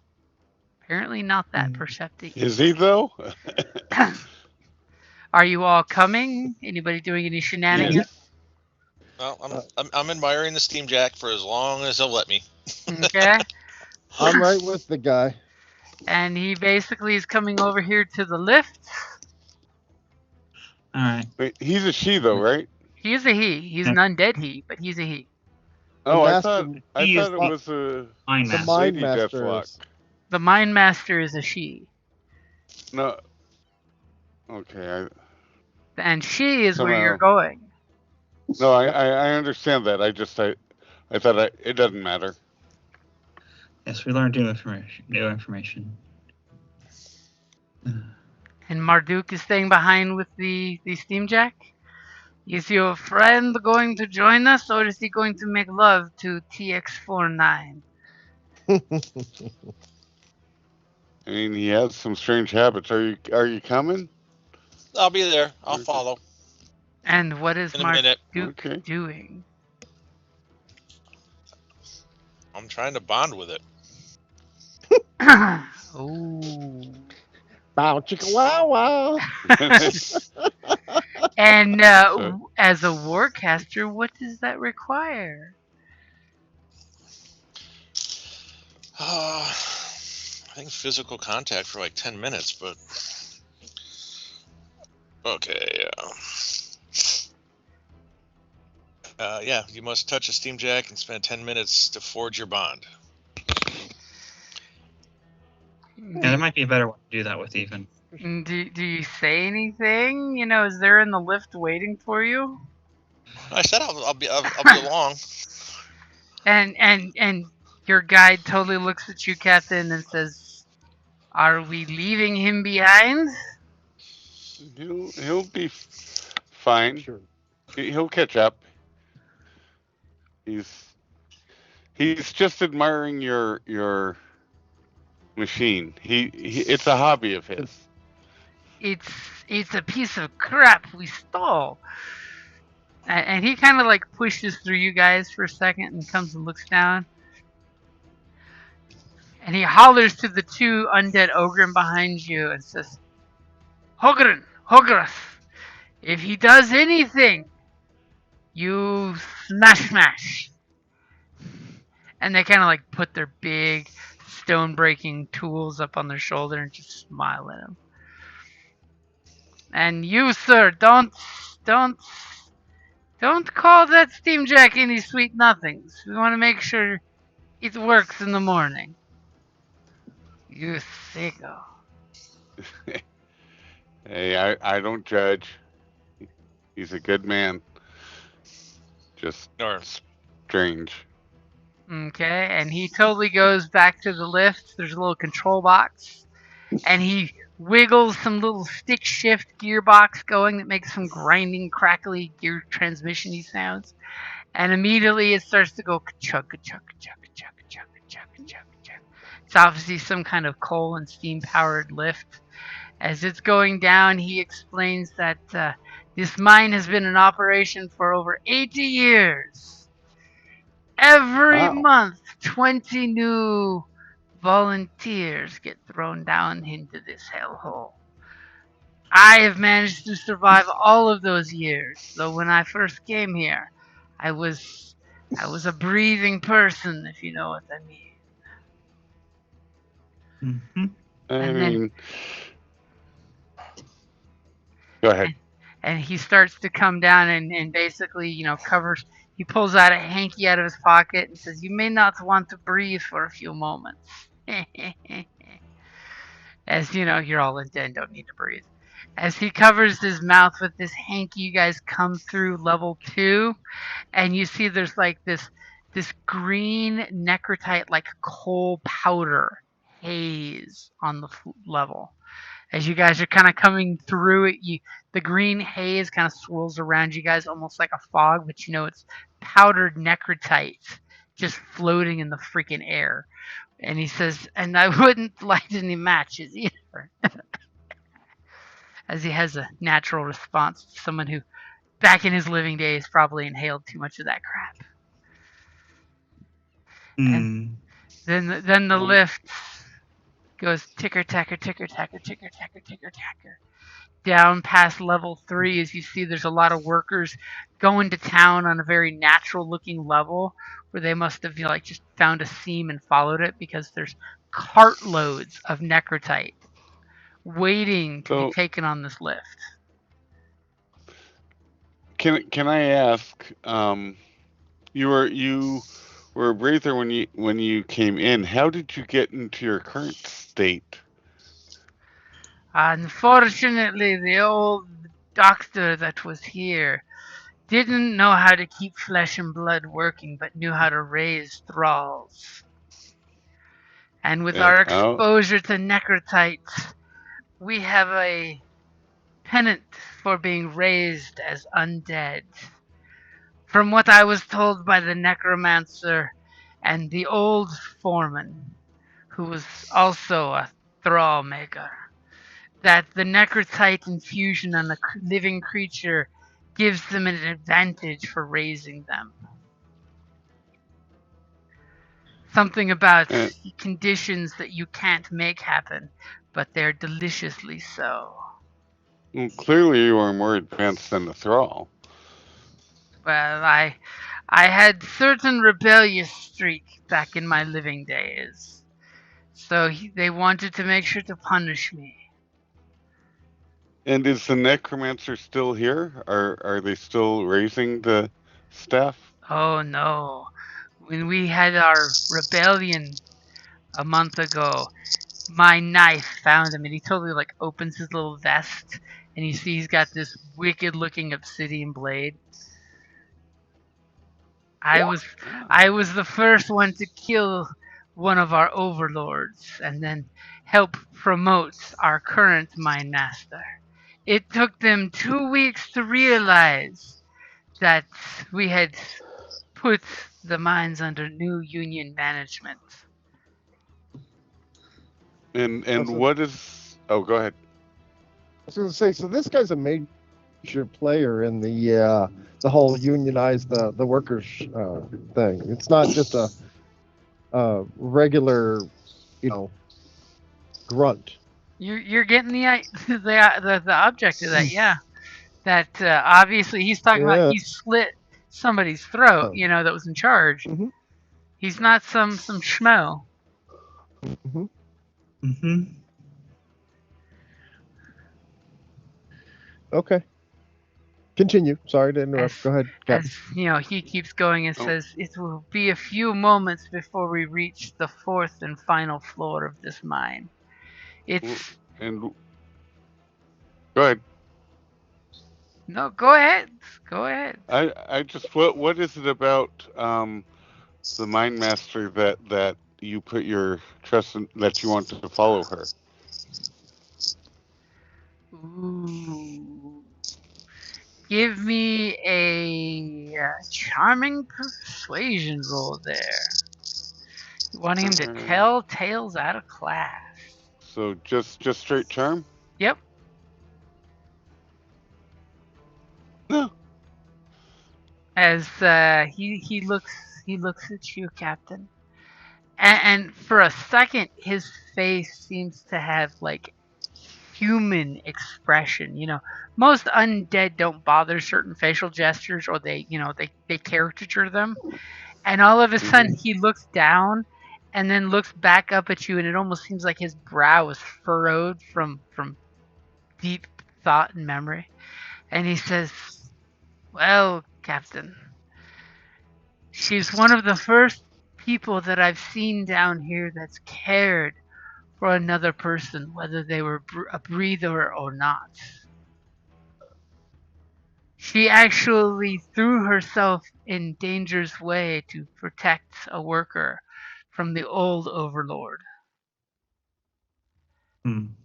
And more importantly, when the eyes of the overlord weren't watching, she would call down her god's power, and she would try to bring comfort to the people down here. She even saved, and he kind of reaches up and takes off his little miner's cap and kind of holds it down, to cover his stomach, and says, she even tried to help my wife once when she was still with us here by extending her life with the power of her god.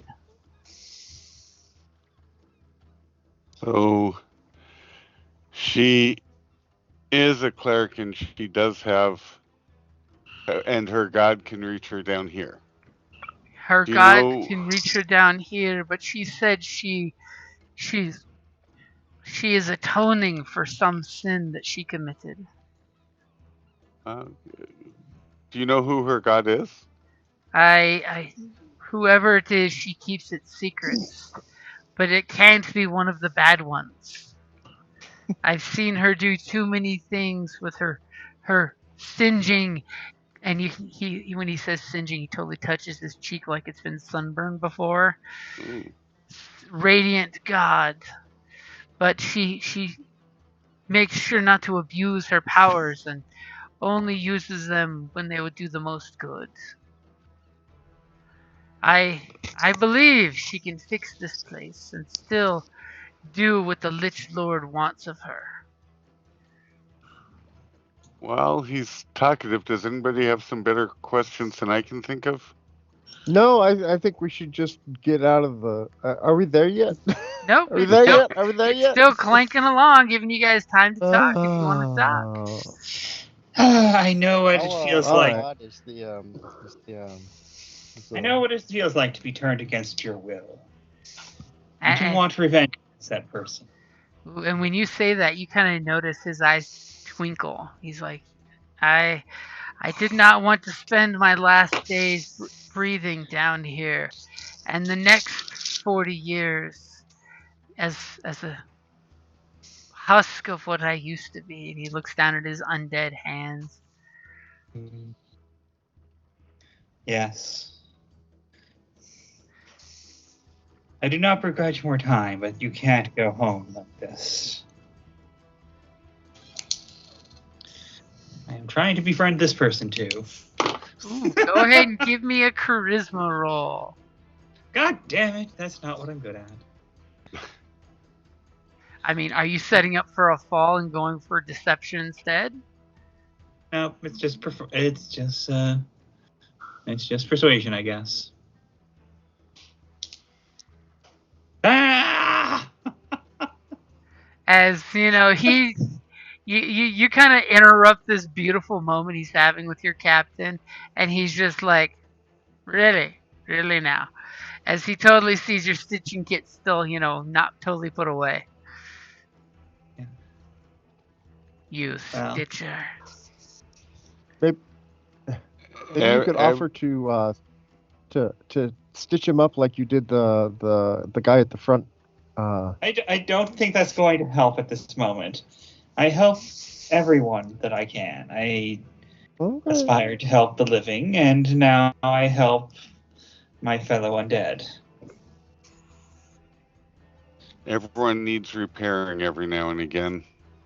Yes. As finally the lift goes ticker tape, and by the way, the door opens up over here. Oh. As you're spilling in through a solid wall.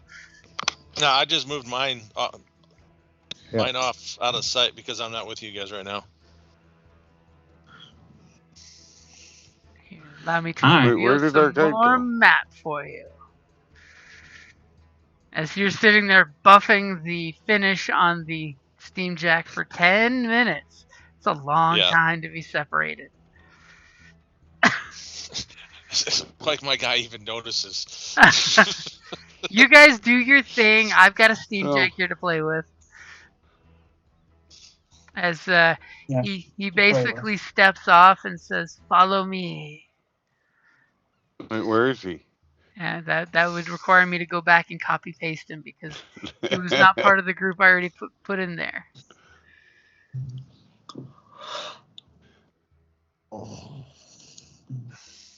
Or we can just... You can tell us where to go, and we don't need another icon in the fight. I mean... Not fight.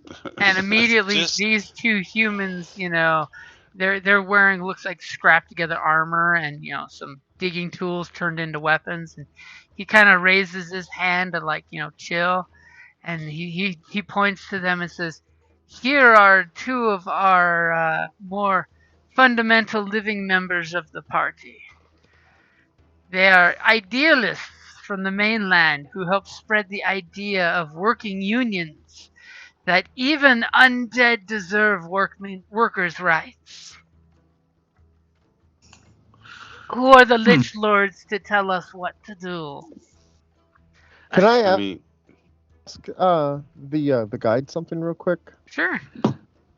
How many people are in this mine? How many workers, undead and alive? Undead and alive. That's a good question, as he seems to like ponder for a second. And he's like, the problem is to keep numbers is very difficult, since every month they throw in 20 damned souls in here. But I think the mine, including undead and living, are somewhere around maybe 200 damned souls. Interesting. And you're all stuck down here forever? Like this isn't something you can ever leave? That's what we're attempting to fix. That's why we're doing what we're doing here. Unfortunately, we are. And he kind of pauses and gets this very unhappy look in his face of, we are all slaves to the mines. Got it. We Interesting. didn't. I mean, I don't think any of us chose to come here when we were living or be brought back dead. And he kind of looks at you guys and he's like, did you choose the unlife that you live now? Don't forget, No. in the Nightmare Empire, there are people that actually go out of their way to be turned. No, I didn't. I was forced into this unlife. No. And he totally comes up and has this like brother solidarity moment with you, where he puts his hand on your shoulder and says, and that's why we are fighting for rights. For as our breather friends here say, all men have rights. Under the gods or under the earth, we all have inalienable rights. Can I roll a persuasion check to see if I can convince this guy to tell me how many people on this floor? Sure. wow. Yeah. As you start speaking the Communist Manifesto with him, as you're using the word comrade more often than friend. He says there are 50 living souls down here, as well as 2 or 3 steamjacks working down here. Unfortunately, Living or unliving? well, they're Sorry. steamjacks. They're machines. No, you said 50 living souls. Yep, 50 living souls. Most of our kind try to avoid this level because this is where our living members actually live with their families. Oh, okay. Interesting. Thank you. I appreciate. I wish when my wife and I were both alive that we had a nice place like down here to live. The newest addition to the mine shaft, and he totally points out to like over here, there's pumps pumping out the bad air and pumping in fresh air down here. Nice. Only the newest level is given access to the tools to bring in fresh air. Fresh. We'll see what we can do to help your people in their plight to get better treatment. And he totally is he's between you and your captains, feeling him out. Your Stitcher friend, he's not so sure about, but you went the I am a common man of the people comrade, and he's loving that. And he says he puts his hand back on your shoulder and looks at the captain and says, for once, the ichor pumping through this chest has hope that you could bring a safe resolution to the conflict here. I mean, it took them a month to realize that the mines are under new management, and we were more productive than ever before. It's just that The Mine Master is asking for basic courtesies to be provided. Nothing that the new profit margin wouldn't justify. We have, and he totally looks around and says, along with the Mine Master and her God's grace, we also have 2 Warcasters that she knew from the war that have tried to fix some of our steamjacks, if you know what I mean. And he basically is like loose tongues, loose lips sinking ships here with you guys, giving you details that the Warcasters are, and he totally shh. And the 2 humans are giving him a dirty stink eye for what he's saying. But he looks at them and he just like gestures, it's okay, it's okay. These guys are cool.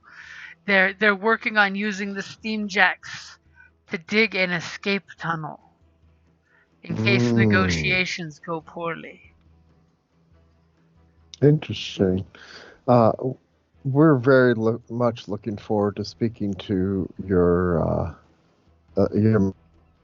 master. And your leader. Do me a favor, and one of you guys give me a survival check. As you're taking down some twisty tunnels and back again and twisted around a little. I am not the survivor of the group. I have a 3 in survival. Go ahead. All right, let me get my sheet up. God damn it. As he's definitely taking you in a roundabout way, even though he trusts you, it's the route he was told to take you. Until finally, you guys, it's confusing. There's lots of tunnels. They all look alike. Eventually, he leads you past a small gathering of people. And has somebody on the crew been leaving a trail for Marduck to follow? I mean, I'm assuming nobody has, since nobody said anything.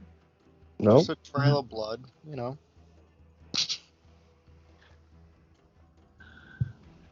I haven't been.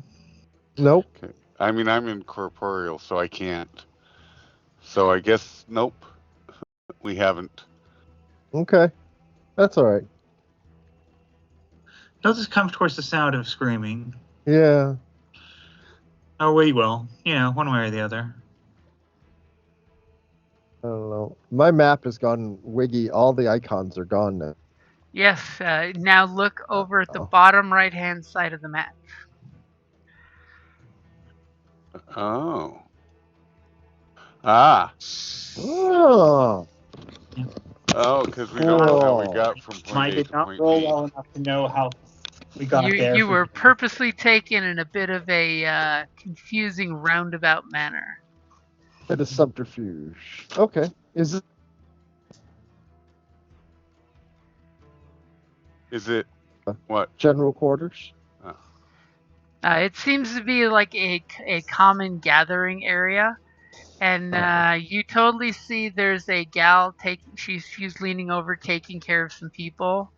And she does some finger twiddling and mumbling. And the person feels a little better and says, "Thank you." And you kind of, for a second, hear, her whisper her name. And she totally says, "Thank you, Revenant." And all of a sudden, new people walk in. She gets all hush quiet because everyone that's been down in the mine, she's known her whole life. And Revenant kind of looks back, and these 6 guys all kind of look concerned that a large party's there.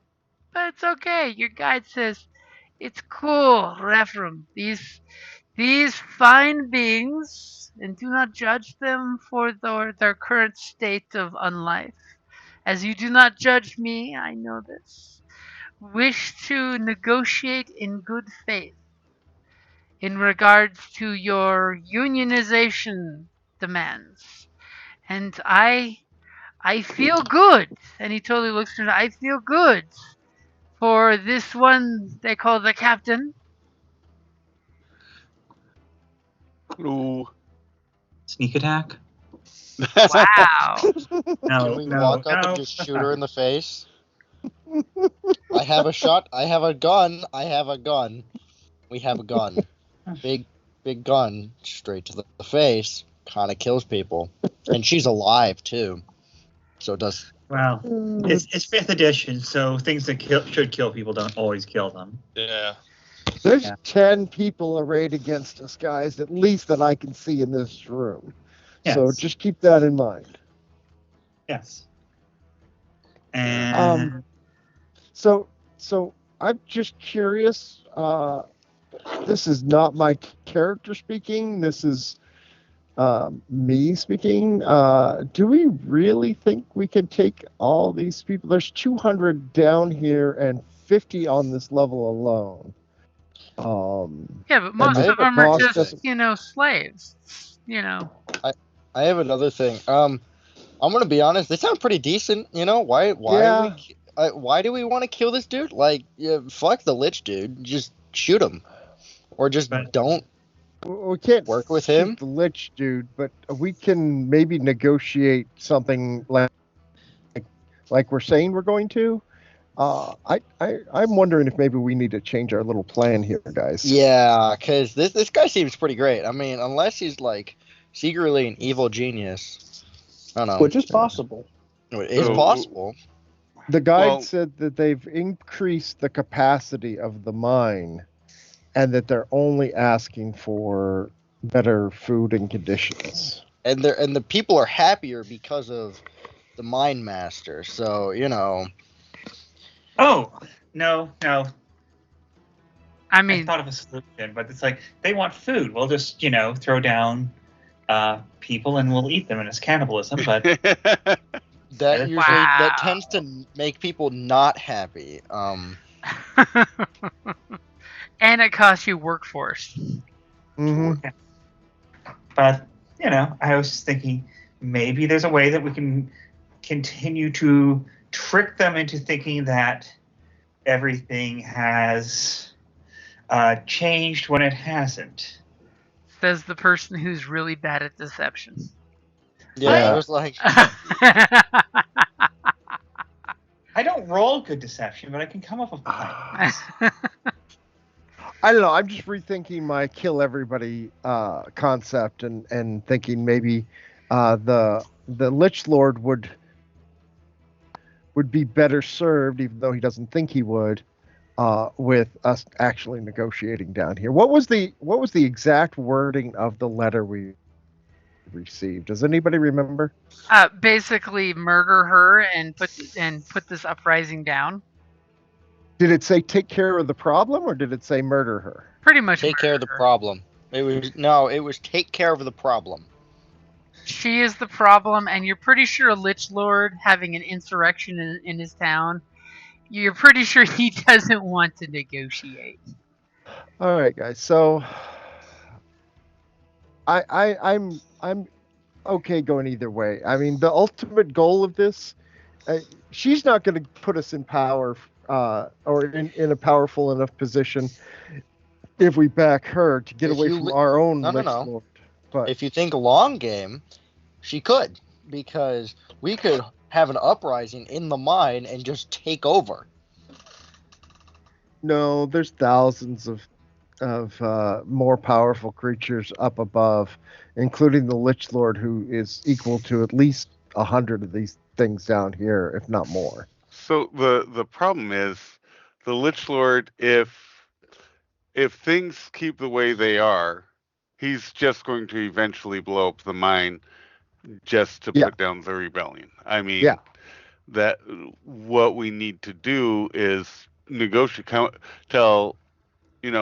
convince her that there's another way to go about. They don't pay attention to the mine. She can run the mine how she wants. She just can't demand everything all at once.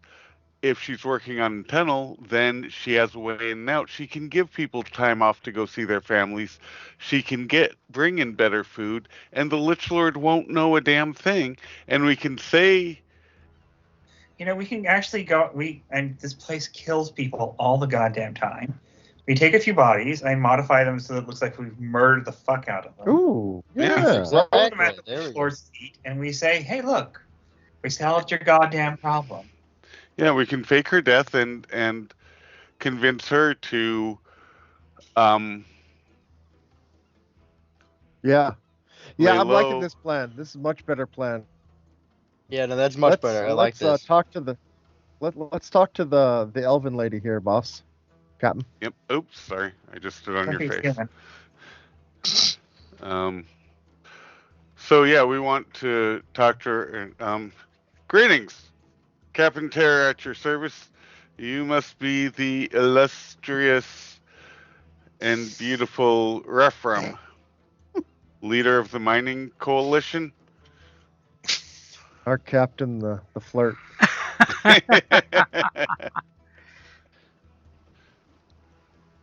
Hey, James. And she kind of, hey, what's up? Hey, when that 10 minutes is up, can I have this thing lead me to them? Unfortunately, it won't know the way. Okay. Because unfortunately, it just works on this level. That's its job.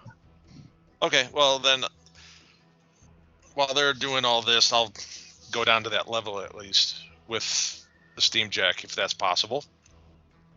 Okay, so you guys start having your little group discourse, and the captain's getting ready to start schmoozing.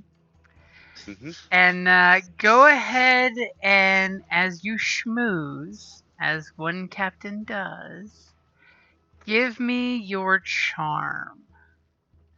It's gonna be at disadvantage because you're a captain, an undead, and you have a crew with you that looks pretty rough.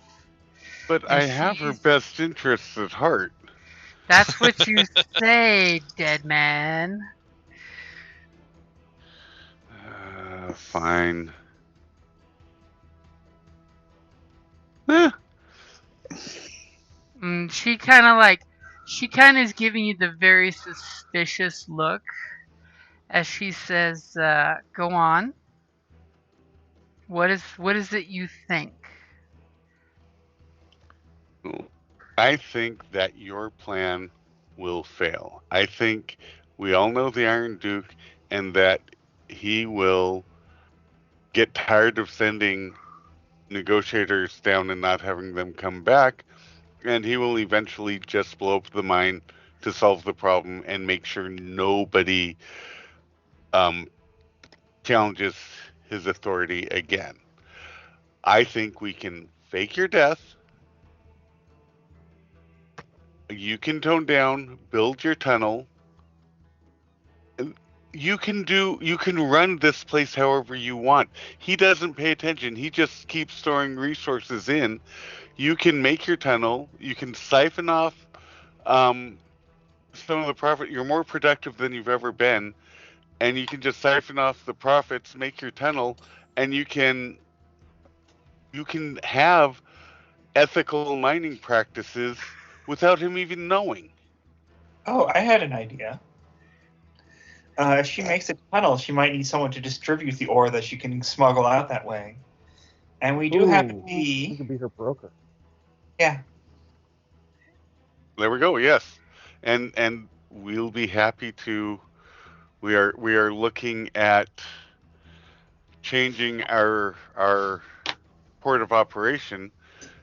We can work with you. And for a second, you guys kind of see her face kind of glow with the horrible light of hope as she says, "You have a ship." Mm-hmm. We do. And you would be willing to smuggle slaves off this godforsaken kingdom? To what purpose? In what quantity? In small numbers, maybe 2 or 3 a month, back to the mainland. But, okay, so here's my question. Is she trying to smuggle people out for, like, permanently, or is she trying to get people out so they can... She's trying to underground railroad this shit to get out of the Nightmare Kingdom. That's what I'm wondering. Yeah, that's not going to work real well. We're trying to work with the Iron Duke. Well, no one says that we have to tell her honestly what we're doing with the people that we take. But if 20 are coming in and 2 or 3 are going out, as long as the mine remains productive, the Iron Duke's not going to know. He's not going to care. Okay, yeah, we could probably shuttle some people every month. And we can tell her that, and if it doesn't work out, well, we tried. It's that old internet meme. How are they going to know? They're never going to know. How are they going to know? Exactly. We can shuttle people out. We can shuttle some, goods out, and maybe we can bring in some stuff that you might need, like, fresh fruits and vegetables, cleaning supplies, cats. Everyone needs cats, right? It's been a while since I've been alive. I'm sorry. I don't know these things anymore. Sometimes you lose track of these things. Yes. It could work. You can't blatantly rebel, and you know it. In the long run, the Lich Lord has the power here, and he will do what it takes to destroy you. But you can, again, he doesn't watch, he doesn't pay attention. You can get away with whatever you want as long as it appears like things are running correctly. Yeah. You can believe that we have possibly even more interest than you do in not having a Lich Lord run our lives. Because that can get quite direct and quite uncomfortable. So I will definitely say your words are aiding your captain there, since he has the better persuasion, I think. Yes, very. Captain, do you want to roll me a persuasion with advantage, especially since you're offering an escape? I would love to. She's liking this idea. Thank God there was with advantage. Oh, yes, agreed. And for a second, she just like looks up into the lantern light, and you see her beautiful angelic features with the grime hiding them for the most part, and the gauntness of her cheeks from not getting enough food and water and clean air. And she just looks up to the light, and you see she like clutches a holy symbol that's not on her, that she probably used to touch at odd moments of stress, and she just says, I would like to believe that this could all be true. And she looks at her men, and they're just like, yeah, this would be awesome. A boat to get the fuck out of here. We've been here since the war. It's been almost, 8 years we've been stuck in this hellhole. But she like snaps around at the two of you, and she's like, but how can I trust two of the fallen? And she looks at you guys both with pity in her eyes at your current conditions. How do I know? Can I roll a perception check? What are you trying to perceive? I want to perceive how the others are taking in our words, and how she's talking to us, but I want to see how perceptive I can be as to. So that would be more of an insight if you're reading the crowd. Is it? Perception is you see that they're there and they're nodding and mumbling.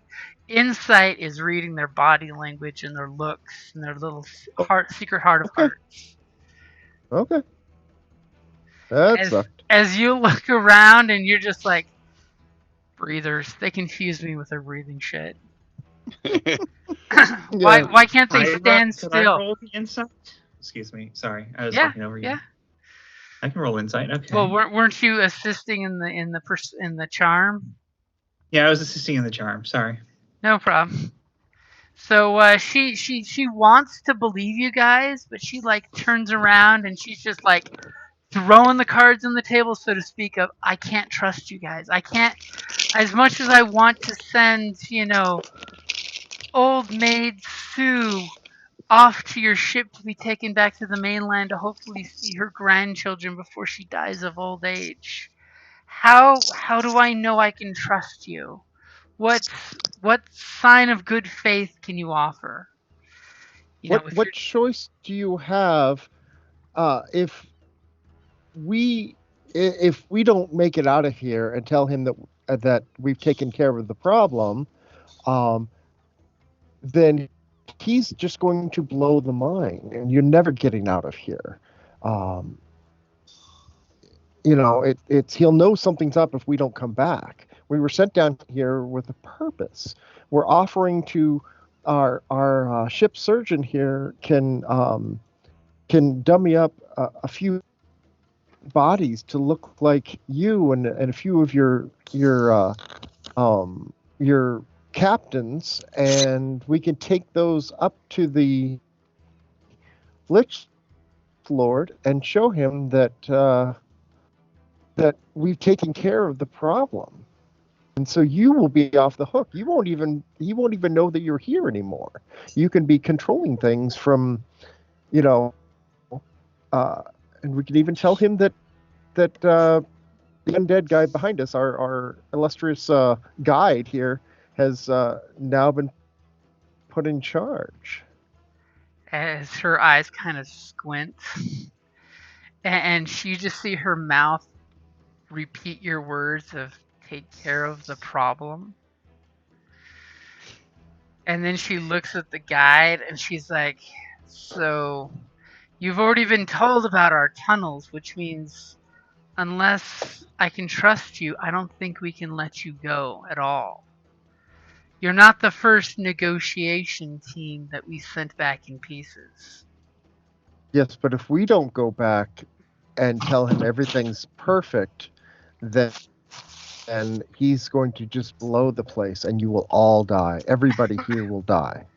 He's got other minds. He needs this place to be running. He doesn't need an insurrection. If he has an insurrection and other people in the town and the other mines find out, he loses his power. He would rather lose this whole mine than for word to get out that people have turned against him. So do me a favor. Give me a persuasion. But you are at disadvantage because you mentioned that whole "we're here to assassinate you" shit. Okay. You broke the negotiation cover with "we took care of the problem." And she's keen enough and ridiculously high wisdom to notice that. Well, I mean, I was going to tell her anyway, but we'll wait. I'm trying to be honest and upfront with what are our thoughts and ideas here. We're trying to help her. So with your solid 13, she's not walking away from the negotiation table, but she is just like eyeballing different gentlemen in the room. Okay. And you kind of like look around and realize most of the gentlemen are armed and sort of have that, weapon loose in the holster. As there's super tense moment. And go ahead. Sorry. And right before the captain does something, we switch back upstairs.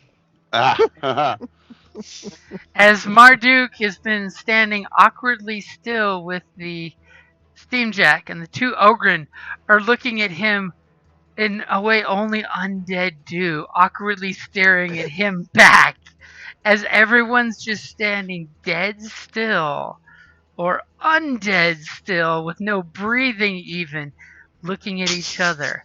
And, all of a sudden, one of the Ogrens does the dog head tilt, and looks at the other one, just as a certain cortex sparks in someone's mind.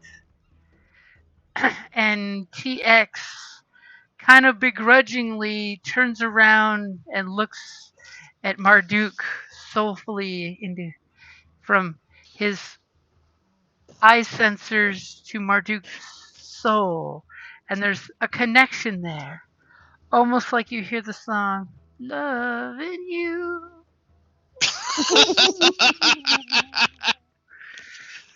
and TX gives like a spurt of soot and steam out of his combustion, You got chimney. This thing spurting.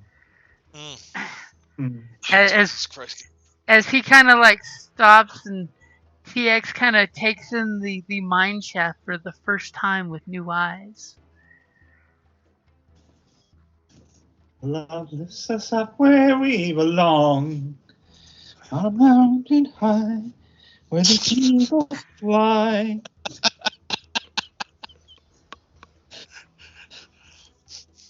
It's just a bonding. Damn. The love boat. Says the guy whose soul is now connected to another thing out there.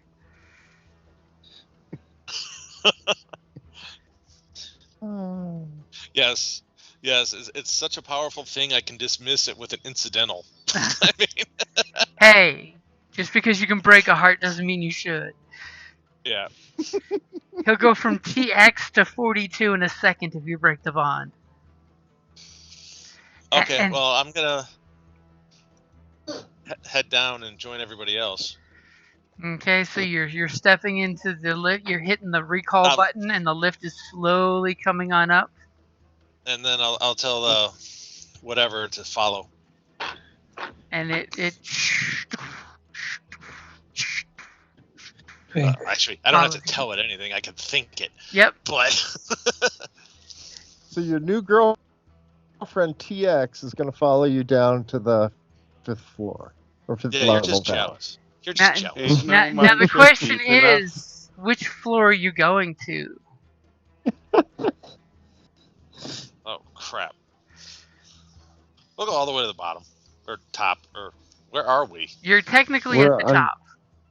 Okay, we'll go all the way to the bottom. Okay, so you fidget with the controls for a second there, and give me a quick intel save. That basically would work for the controls there, or magic tech. I think magic tech would be better because I think you're proficient. Magic tech. Yeah. Or necrotech. It doesn't matter. It's the same. Oh, for the love of Pete! And when you're shifting those gears and you're just like, come on, it's like grinding. The lift comes up, but then when you get on and you start adjusting it, TX is watching you as you're grinding the handles and trying to get them to pop into gear and things, and it kind of drops the lift like 2 feet, and then it stops and freezes up. I'll ask the stupid thing if it knows how to do this. And it just gives you a horrible little shake that in your mind is a no. Its pretense is it's not allowed to operate the lifts. It's very not safe when steamjacks start playing with elevators. And it's asking himself, what did I ever see in this guy? Oh, shut up. Hey, it's the first time he's ever seen this kind of contraption, and he's like, I will figure it out eventually. Yeah. I'm going to get frustrated and shoot it with Arcane Bolt, the controls. Oh, damn. Okay, go for it. Just need a 10 or better to hit it. That's definitely a 10 or better. As you hit it with your Arcane Bolt, and the controls kind of like get spot welded together as the brass just like melts on the controls. And you realize for this thing to work, somebody's going to have to come here and fix it.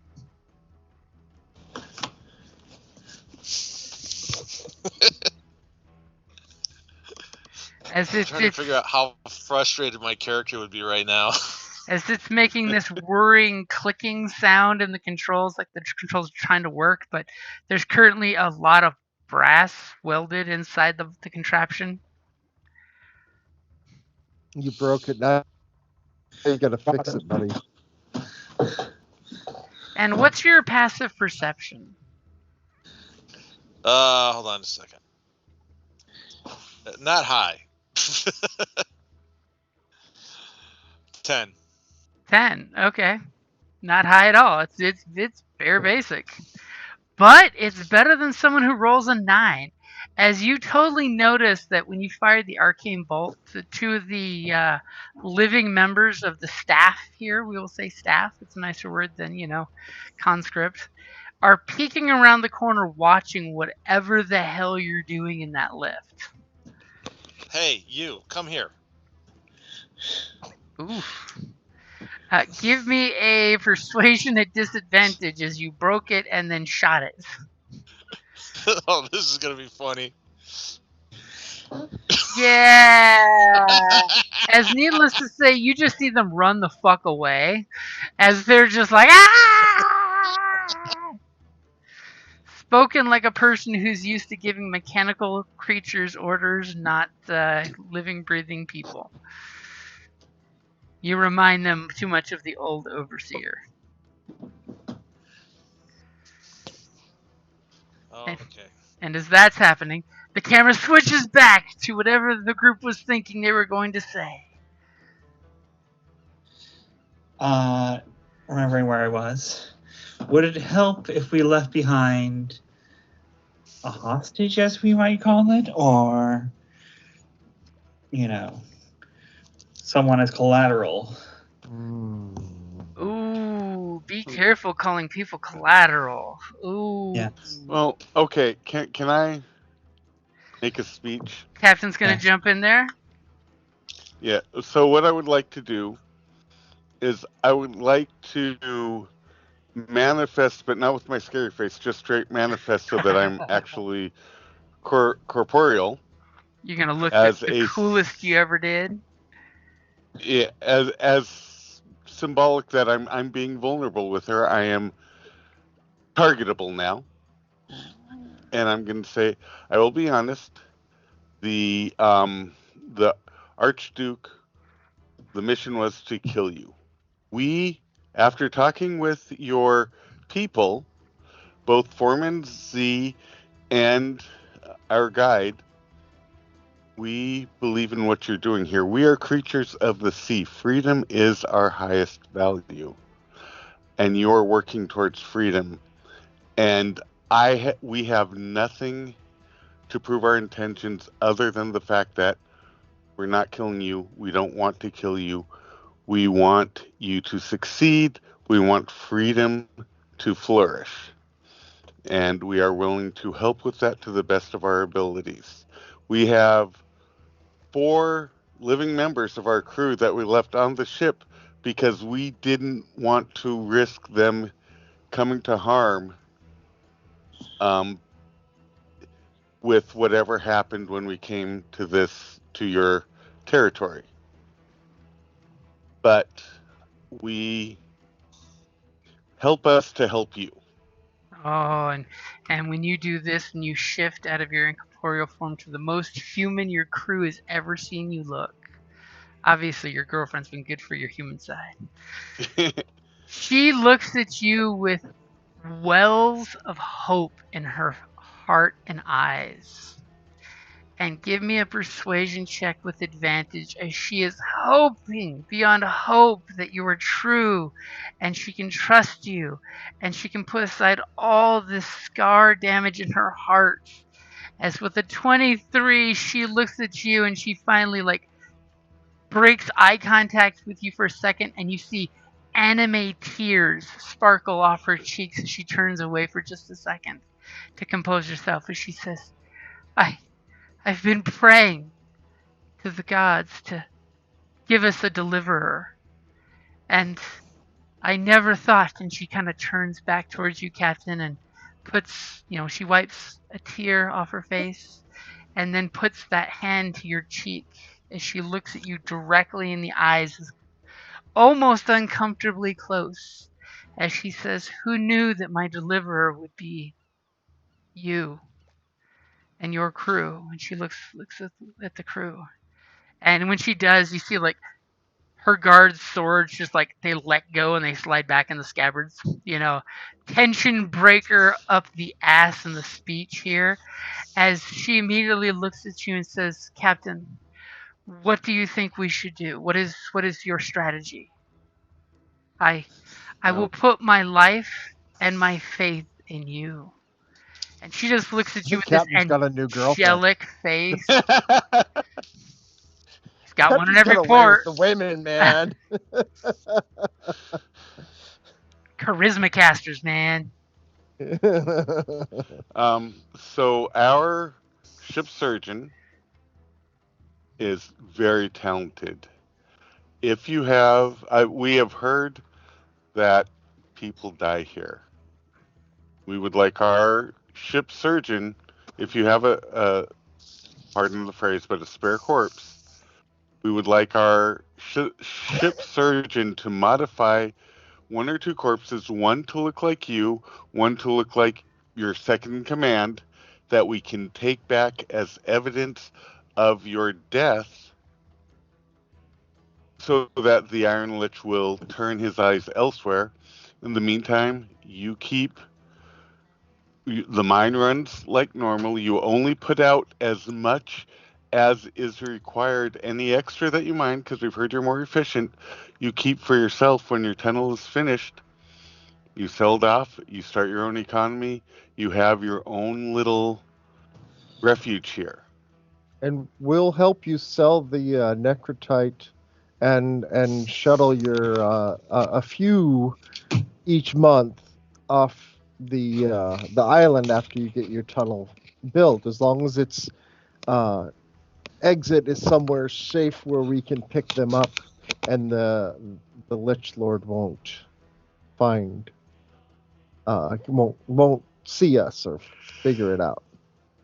And then you could see like all her wheels in her mind are turning, and she's just, the furnace of hope in her chest is bursting as she like flips over this crate and flips up some maps that she has on the crate, where she totally is basically, she pulls you all in to look at the maps and the plans and the stratagems, and she basically shows that 2 tunnels have been dug that lead to outside the mines. Her dwarven friends basically converted 2 of the mining steamjacks to tunneling steamjacks to get the tunnels. And if you could bring your ship anywhere near those spots, they could totally get some people out that way. And she would make sure that the survivors, and by the way, the tunnels are over here on this coastline, that if you could get your ship there on the coastline, she would be able to, fill their packs with necrotite for your time, and she would gladly send a few every month with you to basically escape to the mainland. And sounds like she believes you, all of your crew. This is what she was hoping for, and she basically is just giddy, and she's like bursting out at the seams with hope that this was the answer they were looking for. This is why they've been holding out. And she's basically barking orders at her men, and some of the men, leave you guys alone. So there's only like 2 of her bodyguards left in the room, as she's just like, allow me to bring your surgeon to where we put the dead. We can shoot her now, right? Everyone's like, we did a rousing speech, just like, yeah, boom. Yeah, that's not something. I mean, and she Bone, is at her most vulnerable. Bone Tibia, she takes you alone to an area off the side where they basically have it looks like a mass grave, but with respect. You can see the corpses are delicately laid out, and it even looks like she uses the spell Gentle Respite. Yes. To preserve the corpses so they look less nasty. That will give me good things to work with. Hooray! As she looks at you, and she's just, there's an obvious sense of disgust at what you're about to do, and you see, religiously speaking, she's opposed to this, but she understands the desperation. If you want to attempt to coddle her and make things better, coddle probably not being the best word, basically try to impart that it's the greater good. You totally can if you want to further reinforce things. I will treat each one of these with as much respect as I would one of my own people. Are you going to reinforce that with a roll? I could do that. Am I doing persuasion, I suppose? God, not very good at this. I mean, if you have another skill you'd like to use instead. Nope. As she gives you this look that, unfortunately, she understands it has to be done, but she just gives you this look that you're a fucking ghoul. You understand the look. You get it. But come on. This is your job. You stitch bodies all day long. They're not people anymore. They're just parts. Yeah. Unfortunately, I mean, no doctor has a good bedside manner. Yes. As she basically leaves you to what you must do and totally talks to a beloved one that's there like, why are you letting them touch our dead? And she's just like, it must be done for the greater good. We are surrounded by danger, and this is the best great hope we've seen. As she basically introduces you guys to the little compound, and I'm gonna totally put a little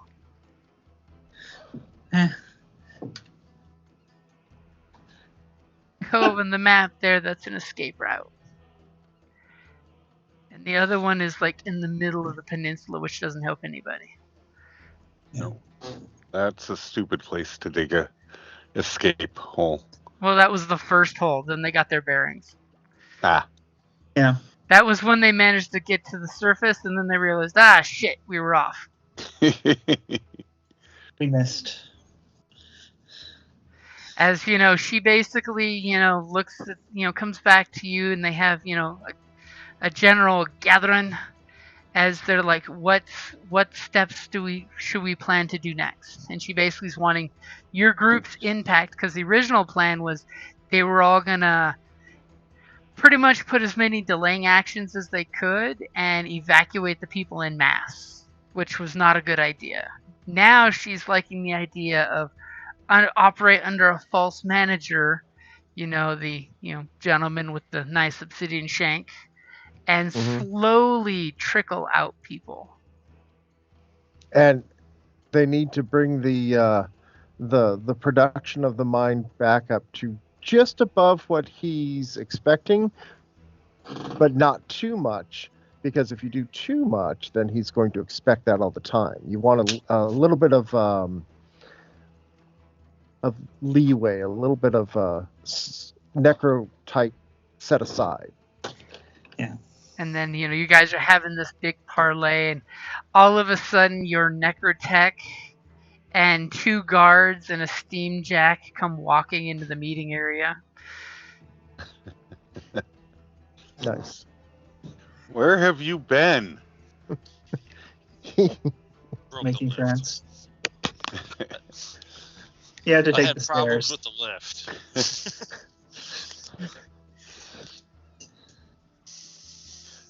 I understand I have a character that has problems with doors. I get it. He's the mechanical one, and he can't make an elevator work. I don't know what to do with that. I'm the rogue that can't deceive anyone. So okay, there you go. True, very good. We are the island of misfit toys. Yeah. We don't judge. We find a way. Yeah. We don't die. We multiply. Sorry. I'm sorry nobody got to kill anybody. Yeah. Yeah. And here I got us backup in case we got into a fight. Sad day. Well, don't tell them that. No. I have gone back to incorporeal, though, now that I got what I wanted. Okay. I mean, hey, that takes a lot of effort. So are we especially to not look scary. Yeah. Do we need to do any rolls for the bone tibia, or is she just gonna get a walk on the bodies? So I'm gonna get a stitch roll from Bone Tibia with advantage. Alright. She has a very large moratorium of corpses to pick from. Ah, there you go. Nice. A dirty 25. Can't get much better than that. I mean, it'd have to be, wouldn't it? And they're dead bodies. They're all awfully dirty, I'm sure. And the wine. I should have gone for religion, not for persuasion. I actually have something in religion. Relate to our religions together. Retcon. No. I got this brand new armor and all these fancy hit points, and I didn't get to kill anything. Darn it. I took Counterspell as my level 3 spell because I figured we were going to be fighting casters, and I didn't get to use it. I got an additional dice and sneak attack, and I didn't get to use that either. I got a new toy and I didn't get to shoot anyone with it. What the fuck, man? I even have a picture for it and everything. Fireball. We can just fight our way out. Lots of action next round, James. Hey, y'all picked this choice. This is on you. I threw plenty of paper targets up. You decided to top. This is the right way to do it. It's just not as much fun as all the time. Yeah, it's. Well, I don't know if we keep this up, our alignment isn't going to be evil anymore. Just that's Well, think about it. Their struggle mirrors your struggle. I mean, And now, we are this being is evil very because much in Bone Tiba's wheelhouse in terms of like enslavement being something that she abhors. But well, and we're still being evil because we're deceiving the Lich Lord, who we want to help us to deceive the other Lich Lord to get free of him. So we're still being plenty evil, just not soaked in blood and gold. It's a victimless crime. Yeah, that's what I'm hearing. Victimless crime. Sure. Okay. So Except you for guys. The fact that Oh, go ahead.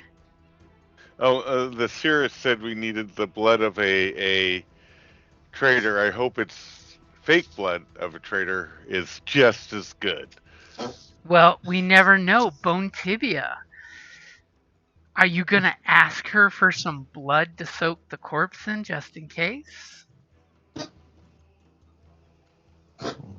Oh, that's a good point. Yeah. Yeah, I do need to make this a bloody mess so that it looks like we just murdered them.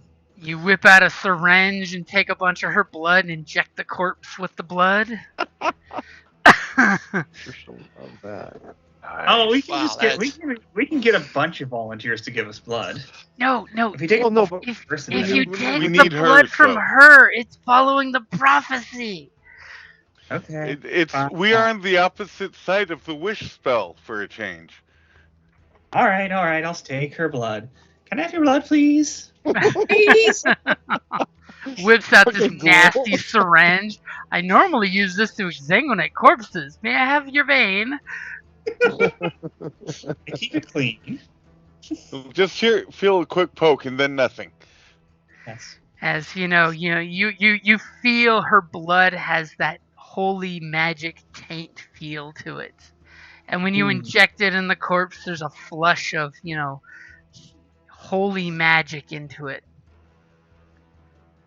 All right. So you guys make it even more convincing. And she basically lets you pack out some bodies.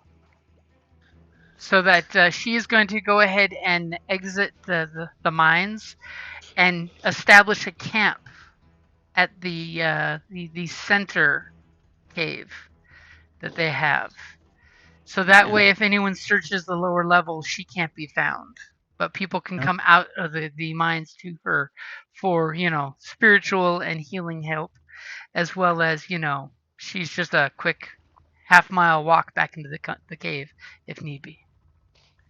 All right, sounds good. How should her people signal you on the shoreline?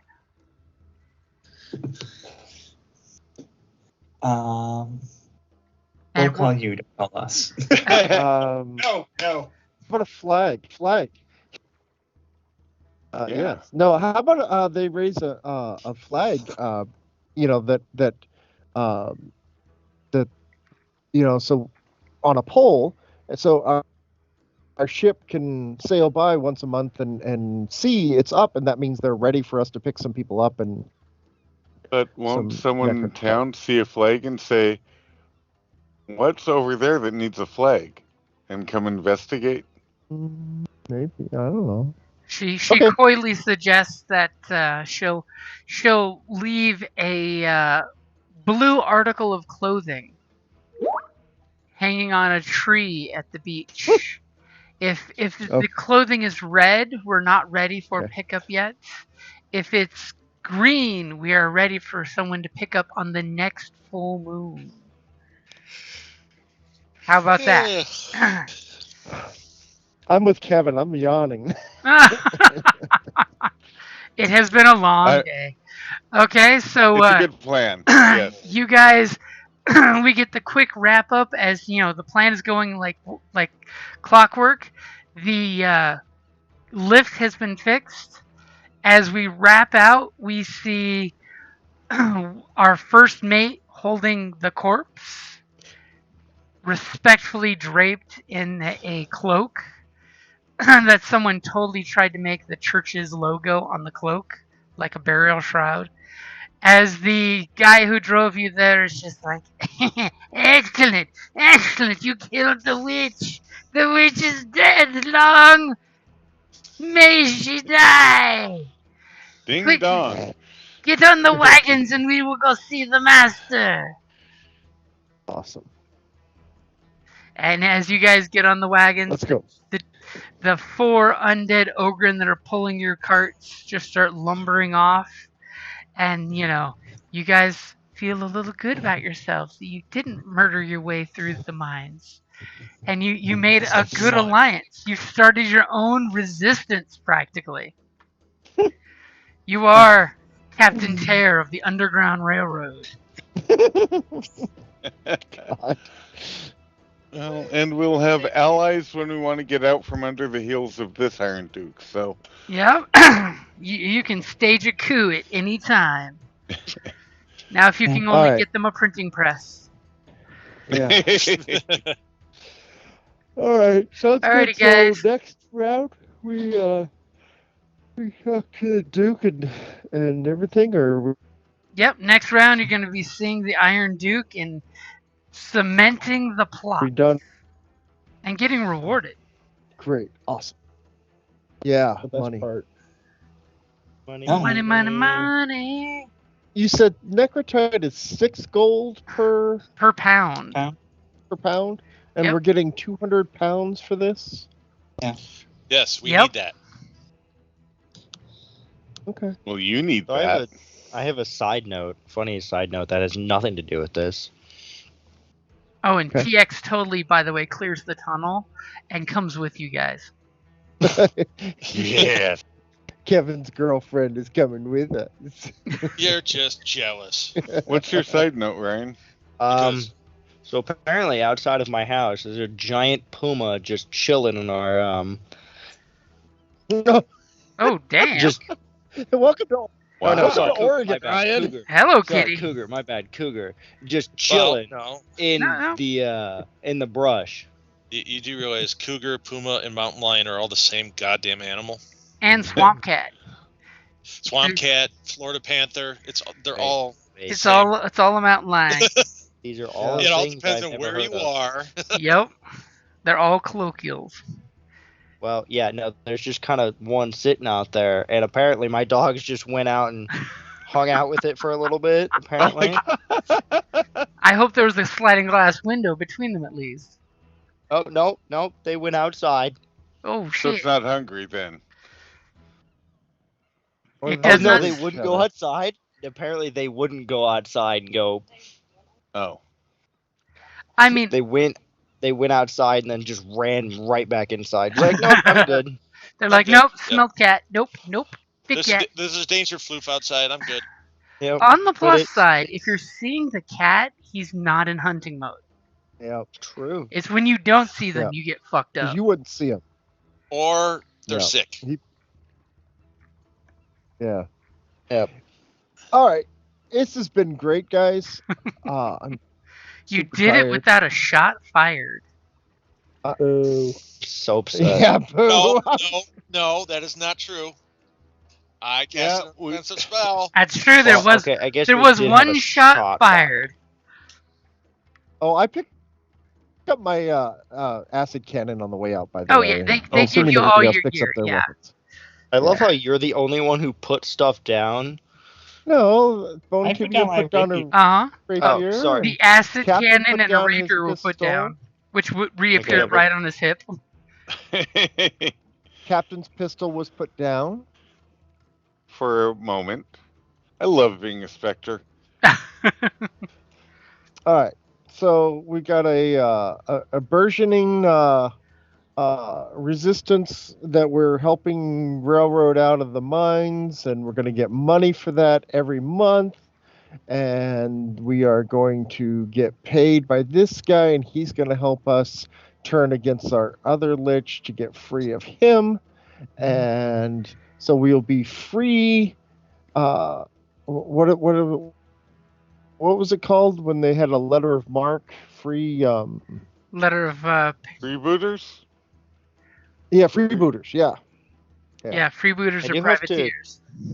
privateers. That's it.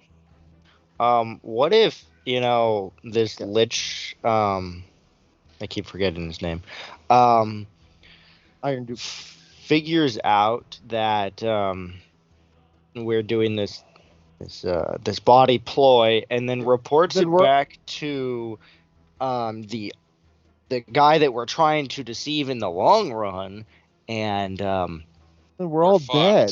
You're Yeah, we're screwed. yeah, I we're kind of mean, shooting ourselves in both of our kneecaps. Point A, stop giving Jim ideas. You're betraying the guy who made you to the Iron Duke to get freedom from the guy who betrayed you, and now you're betraying the Iron Duke. So think of how that's gonna go. It's gonna go great. And Yeah, we were trained everybody to get our Eventually own way. what's We're gonna playing happen everybody is- against the middle. You're all Marduck's tools, so he can become an Iron Lich, and you can all serve him. Except for he's so insane he doesn't realize what he's doing. Yeah, fair enough. I figured Point the B, captain that's would try why to we become use the- the real blood. Yeah, but if because he that really- will give us advantage on the deception. See, there you Hopefully go. he does not try to raise this thing because Yeah. It'll be the Bride of Frankenstein. Yeah, Well, cool. Again, maybe the radiance in the blood will prevent the raising. She hopefully. was a religious person. She's a holy woman, so that And- that could also help with not raising. Mm-hmm. Yeah. And the fact that the body parts that were used had gentle repose cantrip cast on them, so they couldn't turn or decay. So something in her holy blood keeps her from being raised. yeah. Awesome. Cool. So we are set for next 2 weeks. The ruse should go off without a problem. And of Yeah. course, I will totally throw it out for anybody that's in town in Tucson. This Saturday at Casino del Sol, Rincon is doing their fundraiser to get funds for the actual con in November. So if you're free, I'm totally running some games. And it is a kid-friendly. There's even going to be kid track for some games. And trust me, most of the Rincon staff have kids. And we're talking the little ones. So Rincon's in November this year? yeah, it's in November this year. Yeah, it's the week after Tucson. So James, I sent a picture to the Skype chat for Ryan's new image. Yeah, I'll go So he ahead and does- swap them all out for you. Thanks. I didn't know how to do it. Yeah, no problem.